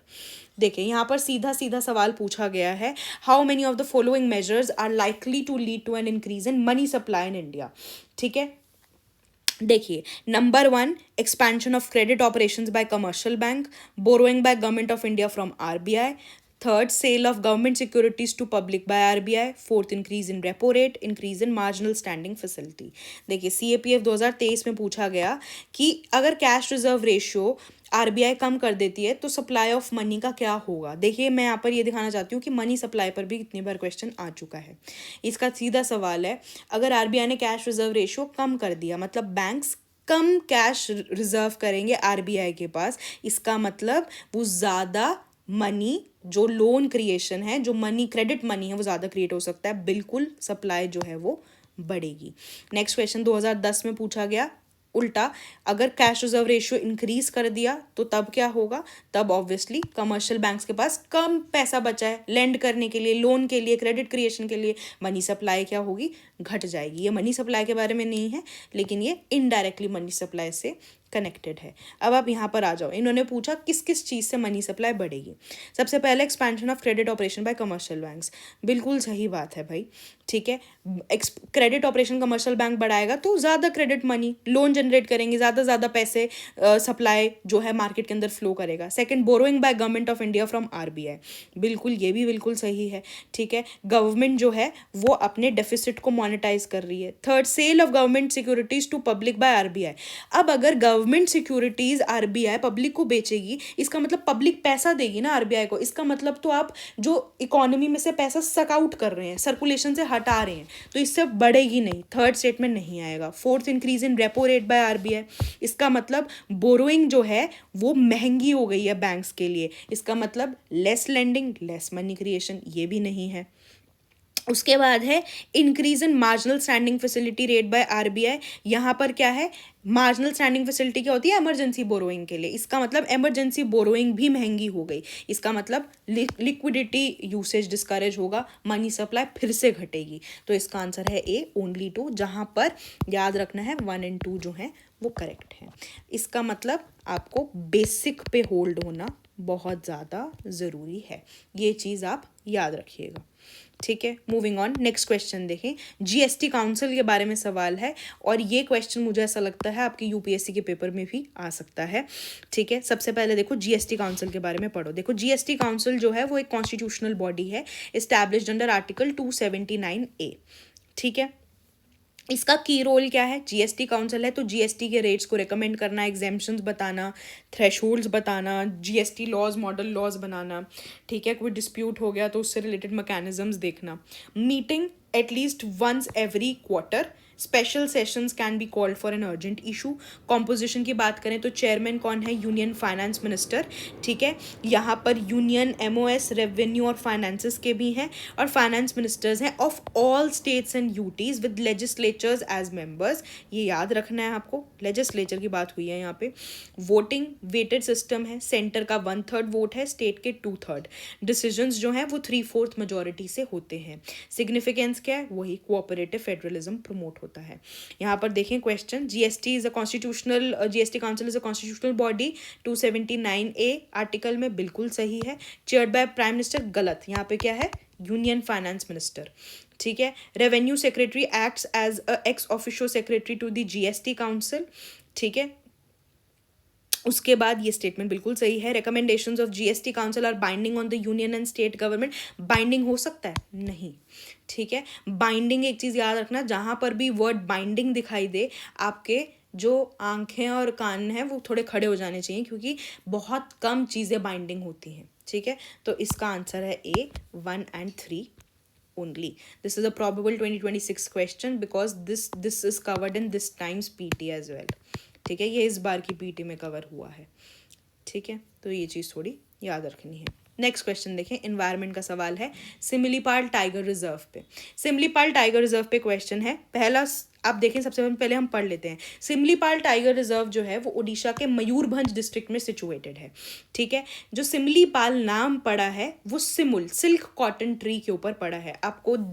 आपने अगर नोटिस किया होगा तो सेमुल यानी कि सिल्क कॉटन ट्री पर भी यूपीएससी बहुत बार सवाल पूछ चुकी है, बहुत बार ऑप्शंस में ये नजर आया होगा अगर आपने ध्यान से ऑब्जर्व किया है। आगे देखिए, not only national park, Similipal एक टाइगर रिजर्व, एक वाइल्ड लाइफ सेंचुरी, एक बायोस्फीयर रिजर्व भी है, and is also part of Mayurbhanj elephant reserve, ठीक है। ये डेक्कन पेनिनसुलर बायोजोग्राफिक जोन में पड़ता है, ठीक है। यहाँ पे 2 वाटरफॉल्स हैं, दैट इज बरीही पानी एंड जोरांदा वाटरफॉल्स, ठीक है। It is surrounded by high plateaus and hills, highest peak जो है being the twin peaks of Khairiburu and Meghasani, ये चीज़ याद रखना। ट्राइब्स मिलती हैं यहाँ पे, संथल ट्राइब्स इंपॉर्टेंट है, गोंडा इंपॉर्टेंट है, ठीक है, खड़िया ट्राइब। यहाँ पे हाईएस्ट टाइगर पॉपुलेशन है ओडिशा की। It is the only tiger reserve in the country to boast of melanistic tigers. Melanistic tigers आप मुझे कमेंट सेक्शन में बताएंगे इनकी क्या खासियत है। आपको याद रखना है ये कंट्री का इकलौता टाइगर रिजर्व है जहाँ पर मेलेनिस्टिक टाइगर्स देखने को मिलते हैं, ठीक है। जो पहला स्टेटमेंट है वो बिल्कुल सही है, भितरकनिका और सतकोसिया के बाद ये 3rd नेशनल पार्क है ओडिशा का। It is part of UNESCO world network of biospheres बिल्कुल सही है। वर्ल्ड्स ओनली नोन हैबिटेट नहीं है, ये देखिए आप, ये देखिए कैसे फंसा है, वर्ल्ड्स ओनली नोन हैबिटेट, ये तो एक्सट्रीम का भी एक्सट्रीमिस्ट कर दिया। पहला तो कंट्री का ओनली, ये टाइगर रिजर्व है जहां पर बैलेंस्टिक टाइगर है, ये तो पहली एक्सट्रीम स्टेटमेंट है जो करेक्ट है। एक्सट्रीम का एक्सट्रीम कर दिया, वर्ल्ड का ओनली, ये गलत है, यूपीएससी का ट्रैप है ये, नहीं, कंट्री का है ये। It is it is first reserve in India where the trail guard AI system has shown success as an anti poaching tool, बिल्कुल सही है। तो आंसर है डी, 1, 2 एंड 4 ओनली। ठीक है, आगे बढ़ते हैं। नेक्स्ट क्वेश्चन देखिए, again important question, probable question for UPSC 2026। ठीक है, एआई के ऊपर अगर आपने नहीं देखी है, आप हमारी ये पूरी की पूरी आर्टिफिशियल इंटेलिजेंस की एक वीडियो देख सकते हैं, इसके अंदर आपका पूरा एआई वाला पार्ट प्रिपेयर हो जाएगा। ठीक है, इस बार के पीटी में भी ये चीज़ आई हुई है, तो it is very important. AI तो वैसे ही इतना ज़्यादा न्यूज़ में है। देखें, सबसे पहले हम पढ़ लेते हैं। देखिए, भारत जेन जो है ये न्यूज़ में है। Ministry of science and technology ने एक भारत जेन करके कुछ लॉन्च किया है। ये है AI based multi modal LLM for Indian languages, India's first of its kind. ये पब्लिक प्राइवेट पार्टनरशिप इनिशिएटिव है। ठीक है, national mission on interdisciplinary cyber physical system के अंदर ये डेवलप किया गया है। इसके 4 प्राइमरी गोल्स देखो क्या है। सबसे पहला है, एक तो Bharat centric foundational LLM model बनाना है, जिसका काम होगा इंडियन लैंग्वेजेस के ऊपर फोकस करना, मतलब इंडियन कल्चर को, ट्रेडिशन को आगे बढ़ाना। इसके अंदर 22 की 22 शेड्यूल्ड इंडियन लैंग्वेजेस कवर्ड हैं। Then there is Bharat data Sagar, इसका काम है to centralize high quality Bharatiya data necessary for model building. Third है स्टार्टअप इकोसिस्टम एंड फोर्थ है स्किलिंग कैपेसिटी बिल्डिंग, मतलब इंडिया के एआई टैलेंट पूल को स्ट्रेंथन अप करना। अब देखिए यहाँ पे सर्चन और रीजनिंग वाला सवाल है। Ministry of electronics and IT recently launch Bharat Gen, ये तो यहीं पर गलत हो गया है, ministry of science and tech है। By developing AI within India, Bharat Gen aims not only to reduce reliance on foreign technology, create efficient inclusive AI solution in various in languages, बिल्कुल सही है। तो इसका आंसर है D, A is false, R is true. Second statement बिल्कुल correct है। ठीक है, समझ में आ गया। PT 365 के अंदर भी है, आप PT 365 का AI वाला पार्ट भी पढ़ सकते हैं, और एक वीडियो ये देख लेंगे तो आपके काफ़ी सारे क्वेश्चंस जो हैं इजीली डील कर लिए जाएंगे, क्योंकि बहुत बढ़िया एग्जांपल्स देकर AI के कॉन्सेप्ट्स इस वीडियो में समझाए गए हैं। मूविंग ऑन अगेन, अब ये एनवायरनमेंट का वो रैंडम क्वेश्चन है, वो गूगली क्वेश्चन है जिससे हर किसी को डर लगता है। अब ये आपके कवरेज पे डिपेंड करेगा और आपके एक्सपीरियंस पे भी डिपेंड करेगा, टू बी वेरी ऑनेस्ट। ये कुछ ऐसे क्वेश्चंस होते हैं जिनको हम बोल देते हैं कि हमें नैग आ गया है पेपर का। वो जो नैग है वो बस वही है, प्रैक्टिस, एक्सपीरियंस, ठीक है, एंड कवरेज। देखिए, गैम्बूजिया एफिन्स एंड पोइसीलिया रेटिकुलाटा के बारे में पूछा गया है। Recently seen in news are species of which of the following. देखिए, गैम्बूजिया एफिन्स ये एक फिश है, ठीक है, मॉस्किटो फिश हैं ये दोनों के दोनों। इनको यूज़ किया गया है biological mosquito control agent in many Indian states, very important. अब आपके लिए, जो आपके पेपर के लिए इंपॉर्टेंट बन गया, एक तो ये चीज़ याद रखिएगा कि ये दोनों फिश हैं। प्लीज़ मॉस्किटो कंट्रोल एजेंट वाली बात भी याद रखिएगा, ये मैं इसीलिए बोल रही हूँ। Taking and a past example, 2021 में मॉस्किटोज पे क्वेश्चन था, नेचुरल मॉस्किटो रेपेलेंट, ठीक है, इसका आंसर था सी, लेमन ग्रास। आप ये देखिए यहाँ पर लिखा भी हुआ है लेमन ग्रास। और इस बार एलिफेंट ग्रास भी न्यूज़ में है, आप इसे प्लीज़ अच्छे से कवर कर लीजिएगा। नेक्स्ट क्वेश्चन देखें, साइंस एंड टेक पर सवाल है, डिफेंस वाले पोर्शन से, जोरावर टैंक्स पर। ठीक है, सबसे पहले देखिए जोरावर टैंक्स क्या है, ये 2026 के पेपर में पूछा जा सकता है। देखिए, जोरावर टैंक्स जो हैं वो इंडिजीनियसली डिज़ाइन किए गए हैं by DRDO and Larsen and Toubro, हमें पता ही है नाम। These are named after Zorawar Singh Kahluria, ठीक है, ये एक मिलिट्री जनरल थे। अब देखो, ये 25 टन के लाइट वेट टैंक्स हैं, ठीक है, जिसके अंदर 105 mm की एक गन लगी हुई है और 750 HP का एक इंजन लगा हुआ है। ठीक है, ये जोरावर टैंक्स जो हैं ये हाई एल्टीट्यूड वॉरफेयर में बड़ी मदद करेंगे, स्पेशली जैसे कि लद्दाख वाले एरियाज़ में। ठीक है, इसका एक इम्पॉर्टेंट फीचर क्या है कि AI का यूज़ इसके अंदर किया गया है, जो कि फायर कंट्रोल में मदद करेगा। ड्रोन्स को इंटीग्रेट किया गया है, ड्रोन टेक्नोलॉजी भी बड़ी इंपॉर्टेंट है। और सबसे अच्छी बात क्या है, क्योंकि ये लाइट टन का टैंक है इसीलिए इसकी रैपिड डिप्लॉयमेंट करी जा सकती है। एक बात याद रखिएगा, डिफेंस में ना मोबिलिटी का इशू बहुत जगह फेस करना पड़ता है। आपको अगर कारगिल वॉर की बात याद हो तो हमें प्रॉब्लम क्या आई थी बोफोर्स गन्स के साथ, कि हमने खरीद ली थी, उसके ऊपर भी बहुत सारी कंट्रोवर्सी थी, लेकिन उसका फ़ायदा क्या था कि वो हाई ऑल्टीट्यूड वॉरफेयर में मदद कर सकता है, लेकिन कभी कभार मोबिलिटी में टाइम लगता है, मतलब बॉर्डर पे पहुंचने में ही टाइम लगेगा। लेकिन ये इसका वेट कम है इसीलिए इसको ना रैपिडली डिप्लॉय कर सकते हो, क्योंकि आप इसको रोड, रेल, शिप, एयरक्राफ्ट कैसे भी इसको आप ट्रांसपोर्ट कर सकते हो क्योंकि वेट कम है। ठीक है, अब आप क्वेश्चन देखें, पहला स्टेटमेंट देखें, it is an advance 25 ton light tank, सही बात है। डीआरडीओ लासन टर्बो, बिल्कुल सही है। High altitude region such as Ladakh है नॉर्थ ईस्ट, ये भी सही है। Can be transported by road, rail, ship and aircraft, ये भी सही है। इसका आंसर है डी, 1, 2, 3 एंड 4।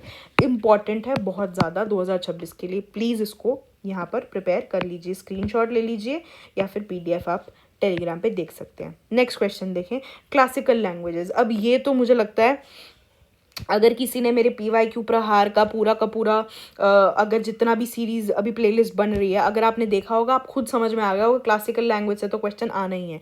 छत्तीसगढ़ के पेपर में भी क्लासिकल लैंग्वेजेस पे क्वेश्चन था, और जब मैंने वहाँ एनालिसिस करवाया था तो मैंने वहाँ पर UPSC में पूछे हुए क्वेश्चन भी क्लासिकल लैंग्वेज पे करवाए थे। अब क्लासिकल लैंग्वेजेस के बारे में आप थोड़ा सा दोबारा देख लीजिए, मैंने तब भी बताया था।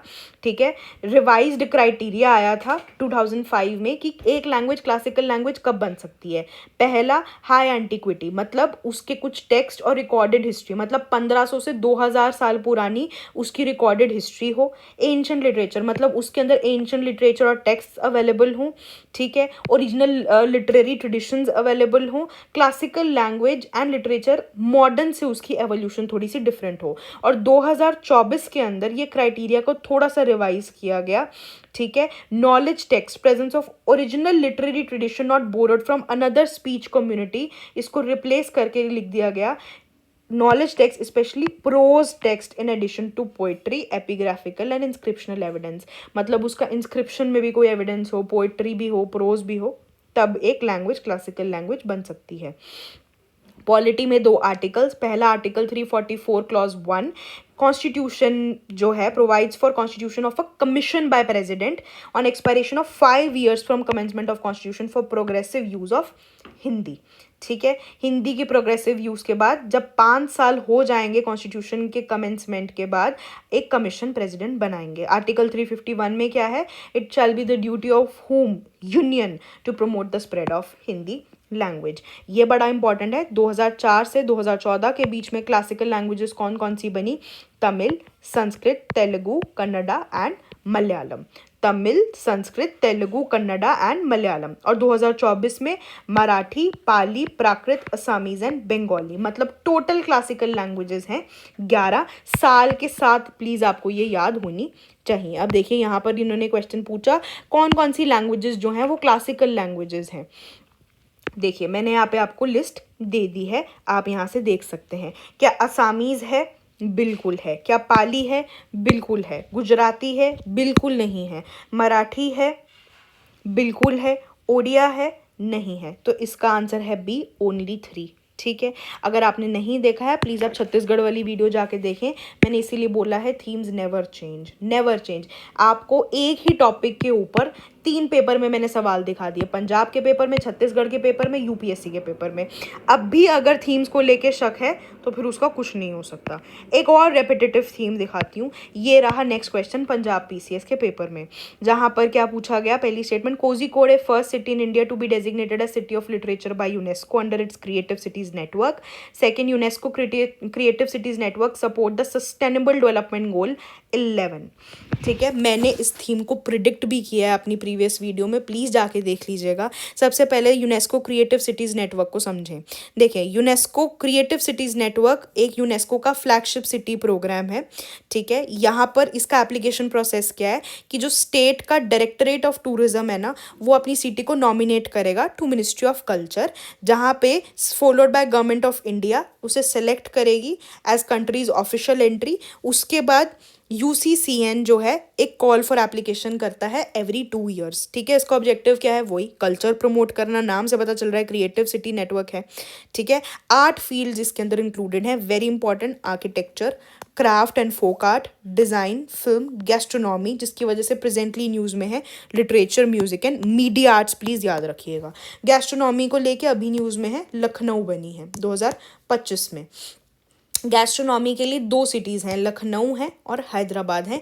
इस बार इस पर सवाल आ सकता है, एक ये मैंने आपको यहाँ पर दिखा ही दिया, ठीक है। यहाँ पर इनकरेक्ट पूछा हुआ है, Kozhikode is the first city in India to be designated as city of literature by UNESCO, बिल्कुल सही बात है। देखिए लिटरेचर के लिए एक ही है, ठीक है। और UNESCO creative cities network suppose sustainable development goal 11, बिल्कुल सही है। तो इनकरेक्ट कोई भी नहीं है, तो डी है, नाइदर 1 नॉर 2। यही क्वेश्चन आप देखिए एनडीए 2024 में पूछा गया, इसीलिए बोला है प्रेपरेशन नेवर चेंजेस। ये सेम की सेम स्टेटमेंट देख रहे हैं आप, same. Kozhikode has been included in UNESCO creative city network as city of music, गलत है, यहीं पे पढ़ा भी सिटी ऑफ लिटरेचर है।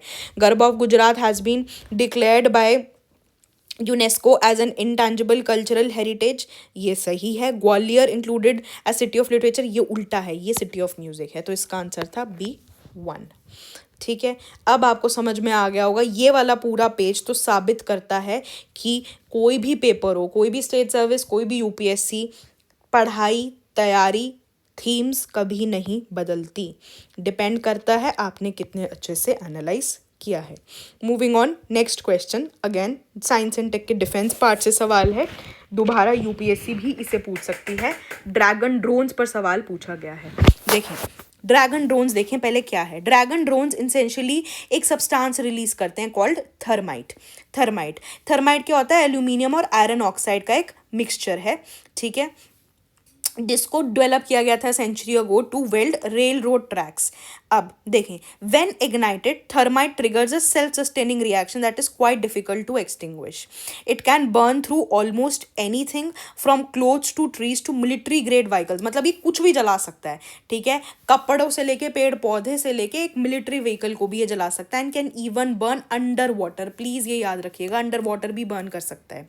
In humans it cause severe possible fatal burns and bone damage.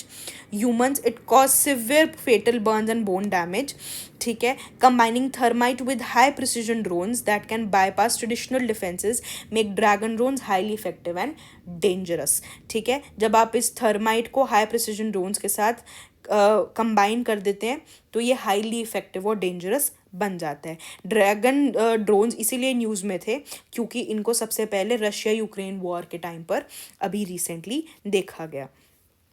एक सबसे इंपॉर्टेंट चीज़ याद रखिएगा, वाइट सल्फर को लेके ये क्वेश्चन पूछा गया था, यह पूछा जा सकता है दैट इसको प्रोहिबिट किया गया है कि नहीं किया गया। इसीलिए आपको थर्माइट के बारे में भी पता होना चाहिए कि जो यूज़ ऑफ थर्माइट है वो किसी भी इंटरनेशनल लॉ के अंदर प्रोहिबिटेड नहीं है। However use of such incendiary weapons against civilian targets is barred under convention on certain conventional weapons, ठीक है, ये चीज़ याद रखनी है। तो सीधा सवाल था यहाँ पे कि ड्रैगन ड्रोन्स क्या है, ये क्या है, see they are combat drones capable of dispensing molten thermite and incendiary mixture of aluminium and iron oxide on to enemy targets. ये प्लीज़ याद रखिएगा, this is a probable question for 2026। इसी line पर एक और चीज़ जो पूछी जा सकती है that is fibre optic drones, ये पीटी में कवर किया हुआ है। मैं आपको बता दूं ड्रोन टेक्नोलॉजी से इस बार सवाल आने का बहुत चांस है, again due to one operation Sindoor, ठीक है, जिसके अंदर बहुत सारे ड्रोन्स देखे गए, ठीक है। ये चीज़ अभी हमें पता है इजराइल और ईरान का भी चल रहा है, तो ड्रोन पूछा जा सकता है।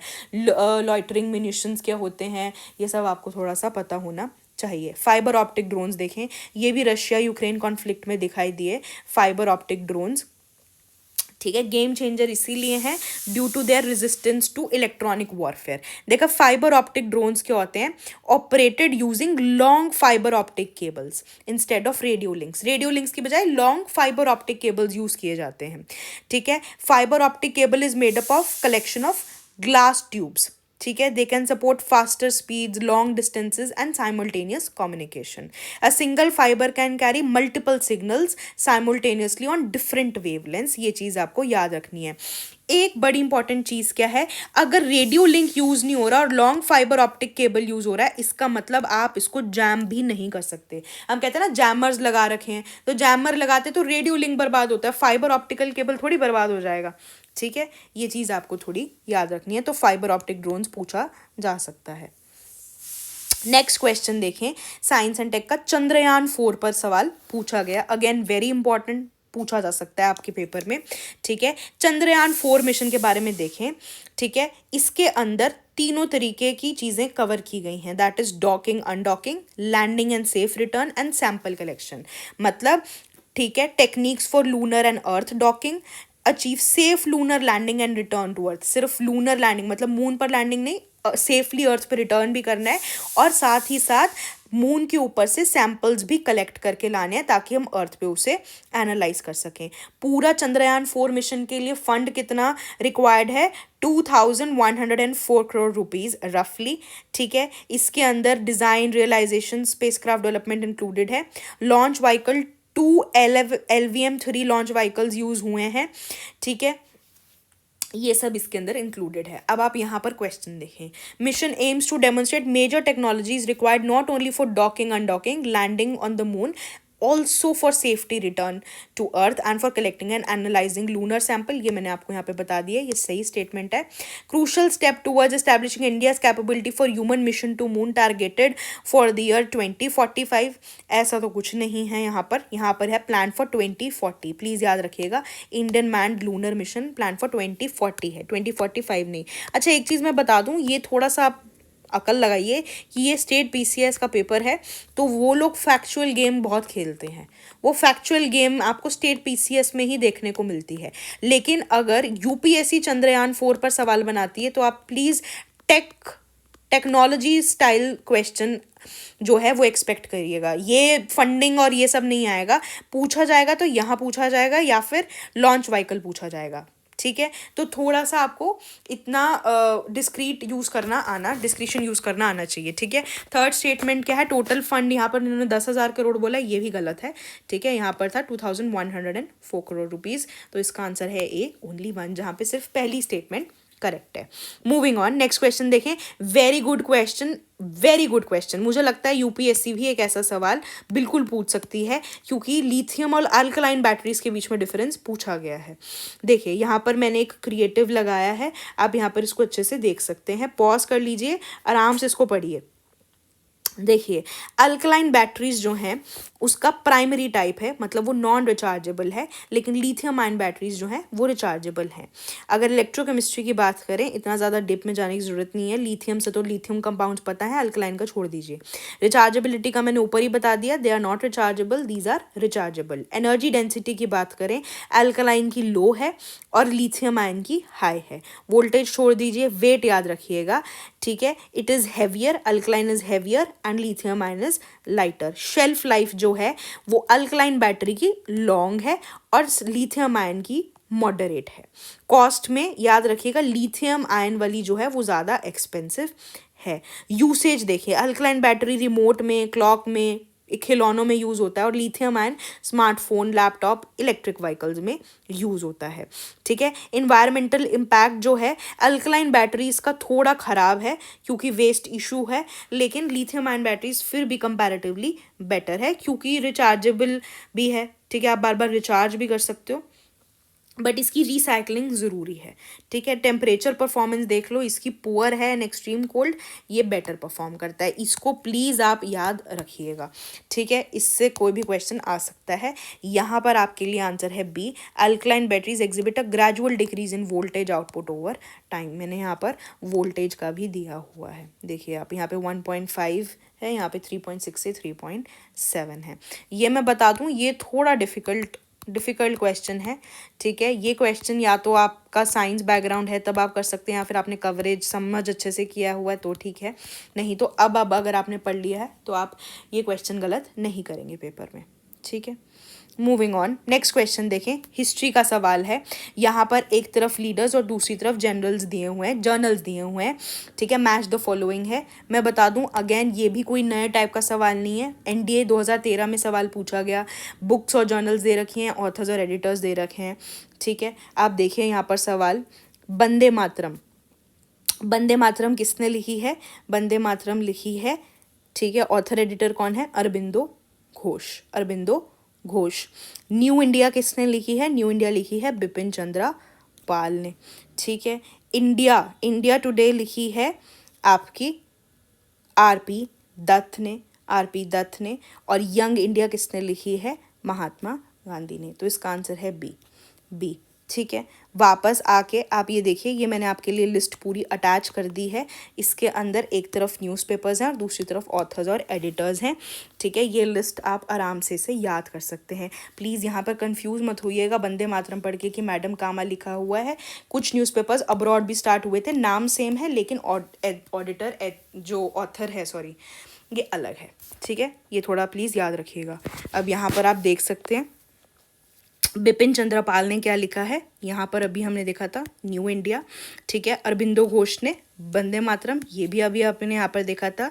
सतीश चंद्र मुखर्जी ने क्या लिखा है? डॉन। एंड शशिपादा बनर्जी ने भारत श्रमजीवी, ठीक है। ये देखिए आप यहाँ पे लिखा भी है भारत श्रमजीवी, ठीक है।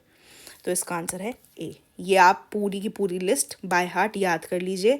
ये सारे ये वाली जो चीज़ें मैंने ऐड की हुई हैं बाद में, ये ईपीएफओ में भी पूछी गई हैं, ठीक है। प्लीज़ ये थोड़ा याद रखिएगा, ठीक है। मूविंग ऑन, नेक्स्ट क्वेश्चन देखिए, मॉडर्न हिस्ट्री से सवाल पूछा गया है। बैबिंगटन स्मिथ कमेटी अपॉइंटेड इन 1919, ये किसके लिए अपॉइंट की गई थी? देखिए, जो बैबिंगटन स्मिथ कमेटी है इसको लीड कर रहा था हेनरी बैबिंगटन स्मिथ ने। ये ब्रिटिश गवर्नमेंट के द्वारा अपॉइंट की गई थी to examine Indian currency and exchange system in post world war 1 era. World war 1 era के बाद इंडियन करेंसी पे उसका क्या इम्पैक्ट आया? तो इसका आंसर है ऑप्शन बी। और आपके पेपर में क्या पूछा जा सकता है, ये मैंने इसका स्क्रीनशॉट लगाया है। यहाँ पर इंपॉर्टेंट कमिटीज़ हैं, उनके वॉइस रॉयज हैं, चेयरमैन है और ऑब्जेक्टिव्स हैं। प्लीज़ इसको ध्यान से पढ़िएगा, ठीक है। इसके अंदर कुछ कुछ कमिटीज़ जो हैं वो बहुत इंपॉर्टेंट हैं, जैसे कि हंटर कमीशन हो गया। हंटर कमीशन जो है वो एजुकेशन के लिए आया था लॉर्ड रिपन के टाइम पे, प्लीज़ ये याद रखिएगा, ठीक है। रेलिक कमीशन के बारे में बहुत बात की जाती है। यहाँ पर यूनिवर्सिटी है, कमीशन का जो चेयरमैन थे वो थॉमस रेलिक थे। ये यूनिवर्सिटीज़ के लिए और रिफॉर्म्स के लिए आया था कर्जन के टाइम पर, ठीक है। नेक्स्ट जो इसमें बड़ा इंपॉर्टेंट जो कमिटी है दैट इज़ वाइटले कमीशन, ठीक है। लॉर्ड इरविन के टाइम पे लेबर की कंडीशंस देखने के लिए इंडस्ट्रीज़ में, वेरी इंपॉर्टेंट। फ्रेजर कमीशन बड़ी इंपॉर्टेंट है, याद रखिएगा। पुलिस की वर्किंग के लिए आई थी। सिविल सर्विसेज का पेपर दे रहे हैं, प्लीज़ ये भी याद रखिएगा, एटकिंसन कमीशन है लॉर्ड डफरिंग के टाइम पे, ठीक है। बाय हार्ट देखिए, अब आपको लगेगा इतना सारा फैक्चुअल कैसे याद करें, इसका एक ही इलाज है, मल्टीपल रिविजन। इसीलिए बोला जाता है minimum resources, multiple revisions, maximum revision. क्यों? क्योंकि जितनी बार आप एक ही चीज़ को पढ़ेंगे, एक ही जगह से पढ़ेंगे, आपकी पिक्टोग्राफिक मेमोरी बनेगी। अब आपको लगेगा हम हर बार नया सोर्स उठा लें तो उसमें भी तो वही दे रखा होगा, बट पिक्टोग्राफिक मेमोरी नहीं बनती है जब आप अलग अलग जगहों से पढ़ते हैं। तो प्लीज़ आप इसको आराम से पढ़ लीजिएगा, ठीक है। वेरी इंपॉर्टेंट, ये चीज़ें भी पूछी जा सकती हैं। आगे देखिए, नेक्स्ट क्वेश्चन देखिए, छत्रपति शिवाजी महाराज पर सवाल पूछा गया है।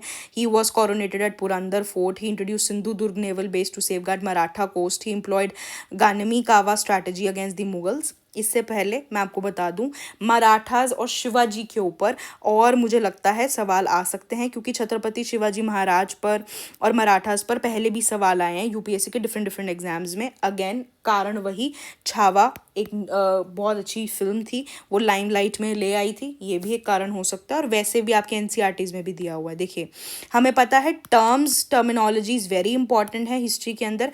ऐसे ही अष्टप्रधान पूछा गया। अष्टप्रधान क्या है? Council of minister. देखिए 1995 में पूछा, इतना टाइम पहले। ये मराठा एडमिनिस्ट्रेशन है अष्टप्रधान। अष्टप्रधान मतलब 8 लोग, काउंसिल ऑफ मिनिस्टर्स। देखिए, पेशवा यहाँ पे कौन होते थे? पीएम, मैंने लिख दिया है। पंत सचिव कौन थे? Revenue collector. सुमंत कौन थे? Foreign minister. मंत्री इंटेलिजेंस। सेनापति नाम से पता चल रहा है कमांडर हैं। अमात्य या फिर मजूमदार फाइनेंस डील करते थे। न्यायाधीश, न्याय कौन देगा? जस्टिस, नाम से पता चल रहा है पंडित राव, अगेन रिकॉर्ड कीपर। ये थे आपके अष्टप्रधान मराठा एडमिनिस्ट्रेशन के। नेक्स्ट क्वेश्चन देखें, फिर से पूछा गया, member of Shivaji's Ashtapradhan was who looked for foreign affairs. यहीं पे मैंने अभी ऊपर भी बताया आपको, सुमंत फॉरेन मिनिस्टर हैं। ठीक है, फिर से अष्टप्रधान पे सवाल जियो साइंटिस्ट के अंदर। अब आप देख रहे हैं टर्म और कितना अच्छा ये ब्लेंड है दो थीम्स का, टर्म्स एंड मराठा। और एक ही देखिए आप, एक ही सवाल अलग अलग पेपर में, पेशवा सुमंत अमात्या पंडित राव, ठीक है, of Shivaji, who among the following did not hold any military commands besides civil duty. ठीक है, यहाँ पे है पंडित राव, ऊपर है ये रिकॉर्ड कीपर है ये। उसके बाद देखिए शिवाजी का क्रोनोलॉजिकल ऑर्डर में सीडीएस 2023 में क्वेश्चन पूछा गया। ठीक है, ये आप पढ़ सकते हैं। उसके बाद और क्वेश्चंस भी आए थे, ये देखिए, ये तो डायरेक्ट एनसीईआरटी से हो रहा था, ये एनसीईआरटी का स्क्रीनशॉट लगाया हुआ है मैंने। चौथ और सरदेशमुखी के बारे में पूछा गया। देखो चौथ क्या है, 25% of land revenue claimed by zamindars in Deccan, this was collected by Marathas. Deccan में मराठास इसे कलेक्ट करते थे, लैंड रेवेन्यू का 25%। सरदेशमुखी क्या था, 9 to 10% of land revenue paid to head revenue collector in the Deccan.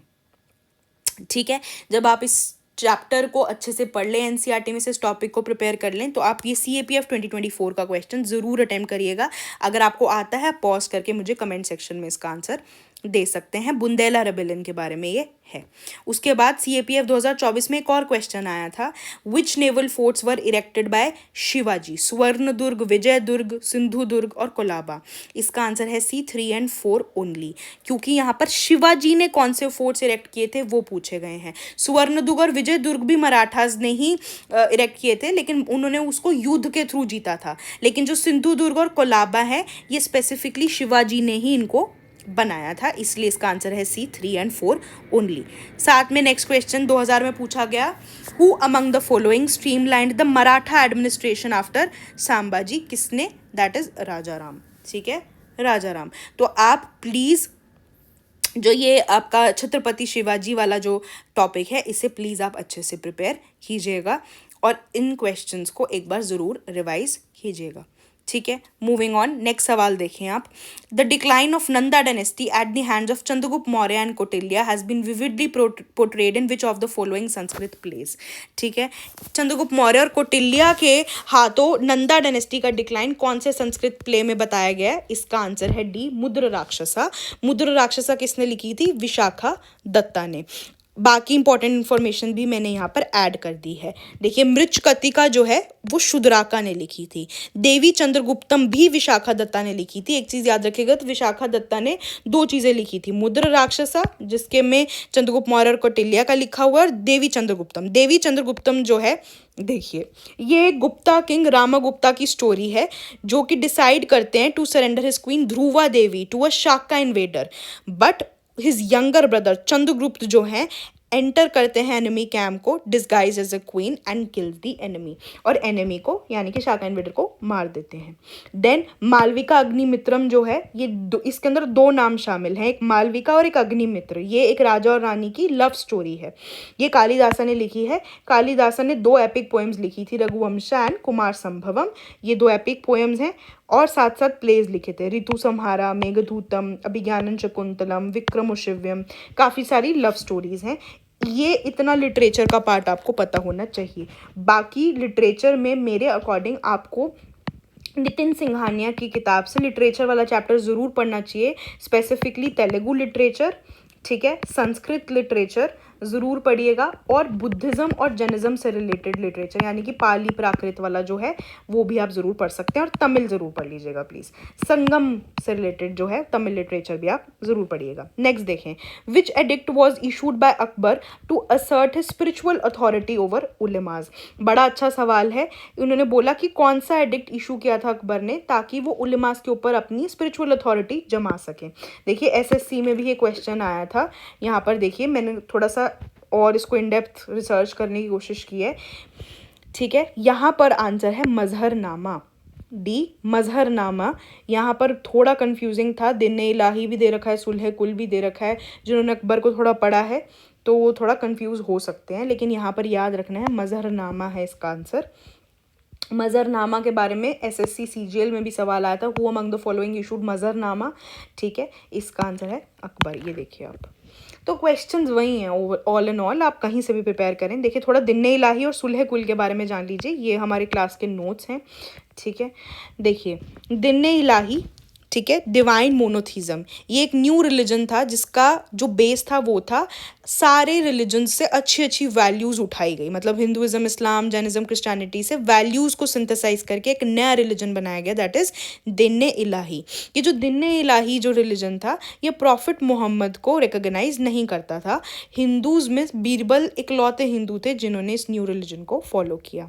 और अकबर ने एक नया कॉन्सेप्ट सुलह कुल को भी इंट्रोड्यूस किया। सुलह कुल मतलब पीस टू ऑल, ठीक है, इसे भी इंट्रोड्यूस किया। तो 3 चीज़ों के बारे में आपने जान लिया, मजहरनामा, दिन्ने इलाही एंड सुलह कुल, ठीक है। ये एक मेडिवल हिस्ट्री का क्वेश्चन था। मूविंग ऑन, नेक्स्ट सवाल देखें, इंडस वैली सिविलाइजेशन। अब अगर मेरे को तो लगता है मैंने इतनी बार इतनी सारी वीडियोस में इंडस वैली के बारे में बोल दिया है कि आपको एक बात तो समझ में आ गई होगी कि एंशंट में हम सब छोड़ के जा सकते हैं, हड़प्पा नहीं छोड़ सकते हम और इंडस वैली नहीं छोड़ सकते। देखें, it is quite likely that Indus valley people recognize the importance of cow for its milk and dairy products and horse for its agility in warfare. गलत, बिल्कुल गलत स्टेटमेंट। इंडस वैली के लोगों को काउ के बारे में बिल्कुल पता नहीं था, और हॉर्सेस ऐसा माना गया है कि आर्यंस जो हैं वो हॉर्सेस पे आए थे, तब जाके हॉर्सेस के बारे में पता था। और मैं एक चीज़ आपको बता रही हूँ, ये बात मुझे बिल्कुल पता है कि सूरकोटड़ा, अगर आपने हड़प्पन सिविलाइजेशन पढ़ी है तो सूरकोटड़ा एक ऐसी साइट थी जहाँ पे हॉर्स की बोन्स मिली थी, if I am not wrong, ठीक है। लेकिन इससे ये साबित नहीं होता कि इंडस वैली के लोगों को ये पता था कि हॉर्सेस को वॉरफेयर के लिए यूज करते हैं, तो ये स्टेटमेंट प्लीज गलत है, ये याद रखिएगा। Vajapeya sacrifice was performed by kings in the later Vedic period to bestow divinity on the king, ठीक है, ये भी गलत है। देखिए वाजपेय, ठीक है, sacrifice was a soma sacrifice in which yajaman, यानी कि जो परफॉर्म कर रहा है इस यज्ञ को, ये किंग भी हो सकता है, एक ब्राह्मण भी हो सकता है, जो कि एस्पायर कर रहा है कि उसको एक रॉयल स्टेटस मिले। बेसिकली ये एक ऐसा सैक्रिफाइस होता था जो कि ये सैक्रिफाइस करवा रहा है ना, उसके स्टेटस को एलिवेट कर देता था, ठीक है। Interpreted as drinking the price, chariot race इसके अंदर इंक्लूडेड होती थी। इसका काम bestow divinity in the sense of making the king as a god नहीं है। बस यहाँ पर ऐसा नहीं है कि किंग को डिविनिटी मिल जाएगी, कि उसके ऊपर गॉड का हाथ है या फिर वो गॉड की परछाई है, ऐसा नहीं है। बस उसका जो स्टेटस है वो थोड़ा सा अपलिफ्ट हो जाएगा। तो इसका आंसर है D, neither one nor two. Very good question. अगर आपने अभी तक वीडियो देख रहे हैं आप, तो आपको समझ में आ रहा होगा कि कितना अच्छा पेपर था पंजाब पीसीएस का from your UPSC's point of view, क्योंकि बड़े सवाल आपके यहाँ से पेपर में आ सकते हैं। नेक्स्ट क्वेश्चन देखिए, who was the first president of all India trade union Congress, ठीक है। All India trade union Congress के फर्स्ट प्रेसिडेंट का पूछा गया डायरेक्टली फ्रॉम स्पेक्ट्रम, इसीलिए बोला है रिसोर्सेज मत बदलिए, बस उन्हीं रिसोर्सेज को बार बार पढ़िए, ठीक है। ये देखिए मैंने यहाँ पर स्पेक्ट्रम का स्क्रीनशॉट भी लगाया है, यहाँ पर क्लियरली लिखा हुआ है लाला लाजपत राय जो हैं वो पहले प्रेसिडेंट थे all India trade union Congress के, और दीवान चमन लाल इसके जनरल सेक्रेटरी थे। दीवान चमन लाल का ऑप्शन भी दे रखा है कंफ्यूज करने के लिए। और 1923 में first may day was celebrated in India and Madras, तो इसका आंसर है डी, लाला लाजपत राय। जो एनएम जोशी हैं वो हैं फाउंडर सोशल सर्विस लीग के, ठीक है। मैंने यहाँ पर आपको एक लिस्ट प्रोवाइड कर दी है, दीज आर माई नोट्स। जब मैंने प्रिपेयर किया था तो ये मैंने नोट्स बनाए थे, यहाँ पर मैंने क्रोनोलॉजिकल ऑर्डर में, मतलब ईयर वाइज बहुत सारी एसोसिएशंस जो आपके पेपर के लिए बहुत इंपॉर्टेंट है और उनके फाउंडर्स के साथ ये लिखा हुआ है। ये लिस्ट आप प्लीज़ या तो इसे दोबारा बना लीजिए या स्क्रीनशॉट लेके अपने पास सेव कर लीजिए। यहाँ पे बहुत इंपॉर्टेंट है। देखिए 1920 में AITUC that is all India trade union Congress के बारे में भी मैंने लिखा है। लाला लाजपत राय जो हैं वो हैं, दीवान चमन लाल सेक्रेटरी हैं, ठीक है। उसके बाद आपके लिए इंपॉर्टेंट हो सकता है यहाँ पे Bombay mill hand association, first organisation labour association थी, ठीक है। NM लोखंडे इसके फाउंडर थे।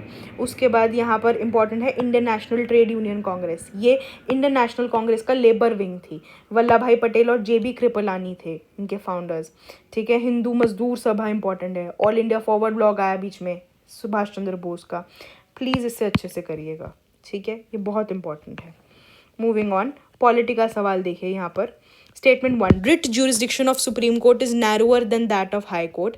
Supreme Court can issue writs only for enforcement of fundamental rights. Directly Laxmikant से सवाल है, डायरेक्ट स्टैटिक है. पॉलिटी में तो प्लीज़ 15 से 18 सवाल का स्कोप है आपके यूपीएससी के पेपर में, यहाँ पर आप गलत नहीं कर सकते. पॉलिटी तो ऐसी होनी चाहिए कि कोई रात को पूछे भी उठकर तो भी आपका सवाल का जवाब बिल्कुल सही होना चाहिए. देखिए, सुप्रीम कोर्ट जो है वो सिर्फ और सिर्फ फंडामेंटल राइट्स के लिए रिट्स इशू कर सकता है. इसीलिए अगर रिट ज्यूरिसडिक्शन की बात करें तो सुप्रीम कोर्ट की जो रिट ज्यूरिसडिक्शन है वो हाई कोर्ट से नैरोअर है. क्यों? क्योंकि हाई कोर्ट ना सिर्फ फंडामेंटल राइट्स के लिए बट और भी पर्पसेस के लिए रिट इशू कर सकता है. लेकिन यहाँ पर एक चीज़ याद रखनी है कि अगर हम टेरिटोरियल जुरिस्डिक्शन की बात करें तो सुप्रीम कोर्ट का रिट्स इशू करने के लिए जो टेरिटोरियल जुरिस्डिक्शन है वो हाई कोर्ट से वाइडर है. ये चीज़ याद रखनी है. तो इसका आंसर है A. Both statement 1 and 2 are correct और स्टेटमेंट 2 बिल्कुल सही एक्सप्लेन कर रहा है स्टेटमेंट 1 को. ठीक है, नेक्स्ट क्वेश्चन देखें आप. G20 पर सवाल है. G20 पर पहले भी यूपीएससी बहुत बार सवाल पूछ चुकी है. ठीक है, G20 न्यूज़ में भी है, हमें पता है. देखिए, CAPF 2023 में क्वेश्चन पूछा, which of the following are India's G20 priorities. कौन सी हैं? That is A, green development. Very important, 2023 का सवाल है. फिर पूछा 2020 में, which of the following groups are all the 4 countries members of G20. ठीक है, डिफिकल्ट क्वेश्चन, इसीलिए बोला जाता है. क्यों? अब देखो, G20 20 मेंबर्स हैं, उसमें ये पूछ लिया इन्होंने, याद करना थोड़ा डिफिकल्ट है. Argentina, Mexico, south Africa and Turkey. ठीक है, Argentina, Mexico, south Africa and Turkey. आप थोड़ा ध्यान से अगर ऑप्शंस देखते तो आप कोई एक एक कंट्रीज में से एलिमिनेट कर पाते. अब देखो, ये लेटेस्ट सवाल देखो, CAPF 2025 में सवाल पूछा गया. Collaboration for intelligent age was the theme of meeting convened in 2025 under the aegis of किसकी? यहाँ पे भी आंसर G20 नहीं है, लेकिन यहाँ पे आंसर है वर्ल्ड इकोनॉमिक फोरम. प्लीज़ ये याद रखिएगा. ठीक है, ये लेटेस्ट सवाल है, ये मैंने इसलिए ऐड कर दिया, मुझे लग रहा है ये आ सकता है. प्लीज़, वर्ल्ड इकोनॉमिक फोरम भी न्यूज़ में रहता है. ठीक है, फिर उसके बाद CDS 2023 में पूछा गया कि वसुदेवम कुटुंबकम और one earth one family one future ये किससे डिराइव किया गया है? क्योंकि ये इंडिया की G20 प्रेसिडेंसी की थीम थी. ये लाया गया है महा उपनिषद से. ये प्लीज़ याद रखिएगा. मुंडक्य उपनिषद को लेकर सवाल पूछा गया था कि सत्यमेव जयते कहाँ से लाया गया है, तो मुंडक्य उपनिषद था. तो ये भी पूछा जा सकता है. Vasudhaiva Kutumbakam and one earth one family one future ये महा उपनिषद से आया. ये ज़्यादातर लोगों को नहीं पता, और हमारी टेंडेंसी है कि हम ऋग्वेद और ये सब देख के यहाँ पर आंसर मार्क कर देंगे. तो महा उपनिषद है, प्लीज़ ये याद रखिएगा बात. मूविंग ऑन, G20 को देखिए आप. G20 1999 में बना था after Asian financial crisis. Composition में 19 कंट्रीज़ हैं, यूरोपियन यूनियन और अफ्रीकन यूनियन. इंडिया का तो यही एक सक्सेस है कि अफ्रीकन यूनियन को इसकी मेंबरशिप मिली, क्योंकि हम ग्लोबल साउथ का लीडर अपने आप को साबित करना चाहते हैं. ये रिप्रेजेंट करता है ग्लोबल GDP का 80%, ग्लोबल एक्सपोर्ट्स का 75%. स्ट्रक्चर की बात करें तो इसका कोई भी परमानेंट सेक्रेटरीट नहीं है. वेरी इंपॉर्टेंट, याद रखिएगा. और 2 पैरेलल स्ट्रीम्स के थ्रू इसका काम चलता है. एक है फाइनेंस ट्रैक, एक है शेरपा ट्रैक. शेरपा ट्रैक पर भी आपने सवाल कहीं ना कहीं ज़रूर देखा होगा. फाइनेंस ट्रैक को लीड करते हैं फाइनेंस मिनिस्टर और सेंट्रल बैंक के गवर्नर्स, और शेरपा ट्रैक को हेड करते हैं Sherpa, who is representative of the leader. अब क्वेश्चन देखो. G20 founded in 2008 after global economic and financial crisis of 2007. बिल्कुल गलत. 1999 में आया था after Asian financial crisis. Does not have a permanent secretariat of sort. बिल्कुल सही है. India has hosted G20 summit twice. गलत है ये. एक ही बार होस्ट किया अभी 2023 के अंदर. तो इसका आंसर है C2 only. Again factual type का सवाल है ये. तो G20 के ऊपर तो थोड़ा ऐसा ही सवाल बनेगा इवन यूपीएससी में भी, क्योंकि ये तो है ही फैक्चुअल थोड़ा. और आपको पता ही है इंटरनेशनल ऑर्गेनाइजेशंस और ग्रुप्स कितने ज़्यादा इंपॉर्टेंट हैं. Moving on to next question. Polity का सवाल है. 73rd amendment act of 1992. Again clearly अगर आपने लक्ष्मीकांत पढ़ी होती आसानी से आप कर सकते हैं. मेरे अकॉर्डिंग लक्ष्मीकांत एक ऐसी किताब है, इसको तो कवर टू कवर आप बिल्कुल ही एक भी लाइन मत छोड़िएगा और 50,000 बार पढ़िएगा. देखिए, ये मेरी खुद की लक्ष्मीकांत है. मार्क देखिए आप इस लेवल पर है, तो प्लीज़ इसको अच्छे से पढ़ने की ज़रूरत है. देखें यहाँ पर क्या लिखा हुआ है कि 73rd अमेंडमेंट एक्ट जो है वो 3 टियर सिस्टम ऑफ पंचायती राज को बताता है. Panchayat at village, intermediate and district level. इसका मतलब यूनिफॉर्मिटी हो स्ट्रक्चर के अंदर। लेकिन ये बोलता है कि अगर एक स्टेट है जिसकी पॉपुलेशन 20 लाख से ज़्यादा नहीं है तो वहाँ पर पंचायत को कॉन्स्टिट्यूट करने की ज़रूरत नहीं है एट इंटरमीडिएट लेवल। यही चीज़ यहाँ पर लिखी हुई है पहली स्टेटमेंट में, तो ये पहली स्टेटमेंट करेक्ट है। उसके बाद मेंबर्स और चेयरपर्सन के इलेक्शन के बारे में दे रखा है कि जो मेंबर्स हैं पंचायत के वो तीनों लेवल्स पर डायरेक्टली इलेक्ट होने चाहिए बाय द पीपल। लेकिन अगर चेयरपर्सन की बात करें इंटरमीडिएट और डिस्ट्रिक्ट लेवल के ऊपर, they should be elected indirectly from among the elected members. मतलब इलेक्टेड मेंबर्स अपने में से ही किसी को चेयरपर्सन पंचायत का बनाएंगे। यहाँ पर ये गलत हो गए क्योंकि इन्होंने लिखा members of panchayat including chairperson elected directly by the people. ये गलत है। Members directly elected by people है लेकिन chairperson by members amongst themselves. ठीक है। Third statement, a panchayat constituted upon dissolution of panchayat before expiration of its duration shall continue for full 5-year terms of office. ये गलत है कि अगर कोई पंचायत अपनी ड्यूरेशन के पहले एक्सपायर हो गई और जो नई पंचायत बनी डिसोल्यूशन की वजह से वो पूरे 5 साल के लिए नहीं, सिर्फ और सिर्फ रिमाइंडर टाइम के लिए रहेगी। लिखा है panchayat constituted upon dissolution of panchayat before expiration of duration continue only for the remainder of the period। पूरे 5 साल के लिए नहीं, सिर्फ रिमाइंडर पीरियड के लिए। इसका आंसर है A1 ओनली। इसका मतलब पंचायत म्यूनिसिपैलिटी का चैप्टर इंपॉर्टेंट है।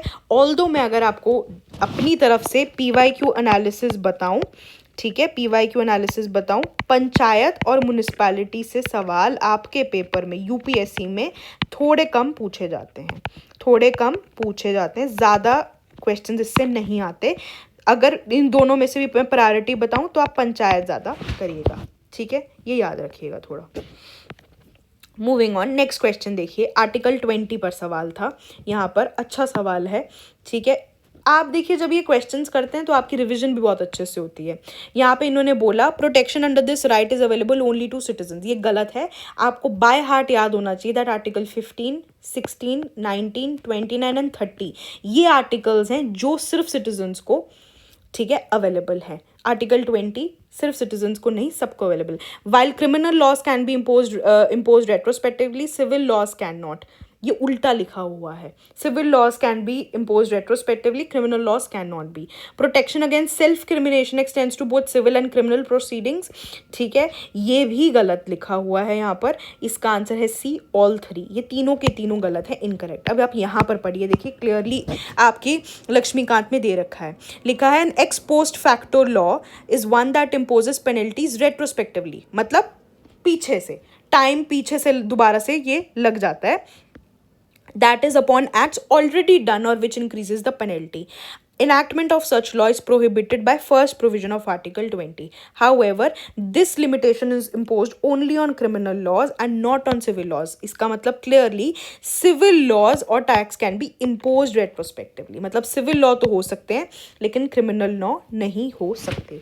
साथ ही साथ क्या लिखा है, protection against self incrimination extends to both oral and documentary evidence. अगर verbally कोई अपने बारे में बयान देता है और documentary evidence भी है, लेकिन however it does not extend to compulsory production of material objects, compulsion to give thumb impression, signature, blood specimens, compulsory exhibition of the body, extends only to criminal proceedings not to civil proceedings। यहाँ पे तो उन्होंने लिख दिया था both, ये गलत है। ठीक है, इसका आंसर है सी, ऑल 3। बेसिकली आपको समझ में आ रहा होगा, लक्ष्मीकांत ही आपको मदद कर सकती है अगर आप अच्छे से पॉलिटी समझेंगे। देखें नेक्स्ट क्वेश्चन, देखें अमेंडमेंट ऑफ द कॉन्स्टिट्यूशन पर सवाल है। फर्स्ट स्टेटमेंट है an amendment to constitution can be initiated only by the introduction of a bill for purpose in either house of parliament but not in state legislature. बिल्कुल सही बात है। Constitutional amendment bill जो है वो सिर्फ आप आइदर हाउस ऑफ पार्लियामेंट में ही ला सकते हैं, स्टेट लेजिस्लेचर में उसे नहीं ला सकते। Bill can be introduced only by minister, does not require prior permission. ये गलत स्टेटमेंट है। Each house must pass the bill separately in case of disagreement between 2 houses. There is a provision for holding a joint sitting. Joint sitting के लिए कोई भी procedure इस constitutional amendment bill में नहीं दे रखा, कोई प्रोविजन नहीं है जॉइंट सिटिंग के लिए, ठीक है। तो इसका आंसर है A, only one. Constitutional amendment bill, आप देखिए यहाँ पर कितनी बार सवाल पूछे गए हैं। CDS 2022 में सवाल पूछा गया कि विच one of the following statements about a bill for amendment of constitution of India is not correct, ठीक है। यही मैंने आपको बताया, जॉइंट सिटिंग की अवेलेबिलिटी इसके अंदर नहीं है, आंसर है बी। CAPF 2016 में देखें, फिर से क्वेश्चन पूछा गया नॉट करेक्ट के बारे में, वही आंसर कि जॉइंट सिटिंग नहीं बुला सकते आप, ये स्टेटमेंट गलत है। फिर 2013 में सवाल पूछा गया, an amendment to constitution of India can be initiated by an introduction of a bill in Lok Sabha only, ये गलत है, either house of the parliament, state legislature में नहीं हो सकता ये। If such an amendment seeks to make changes in federal character of the constitution, amendment requires to be ratified by legislature of all state, ये भी गलत है। ये कह रहा है अगर कोई ऐसी अमेंडमेंट है जो कि फेडरल करेक्टर को बदल रही है, तो अमेंडमेंट को क्या रैटिफिकेशन की अलाउड है, सारे स्टेट्स की नहीं अलाउड।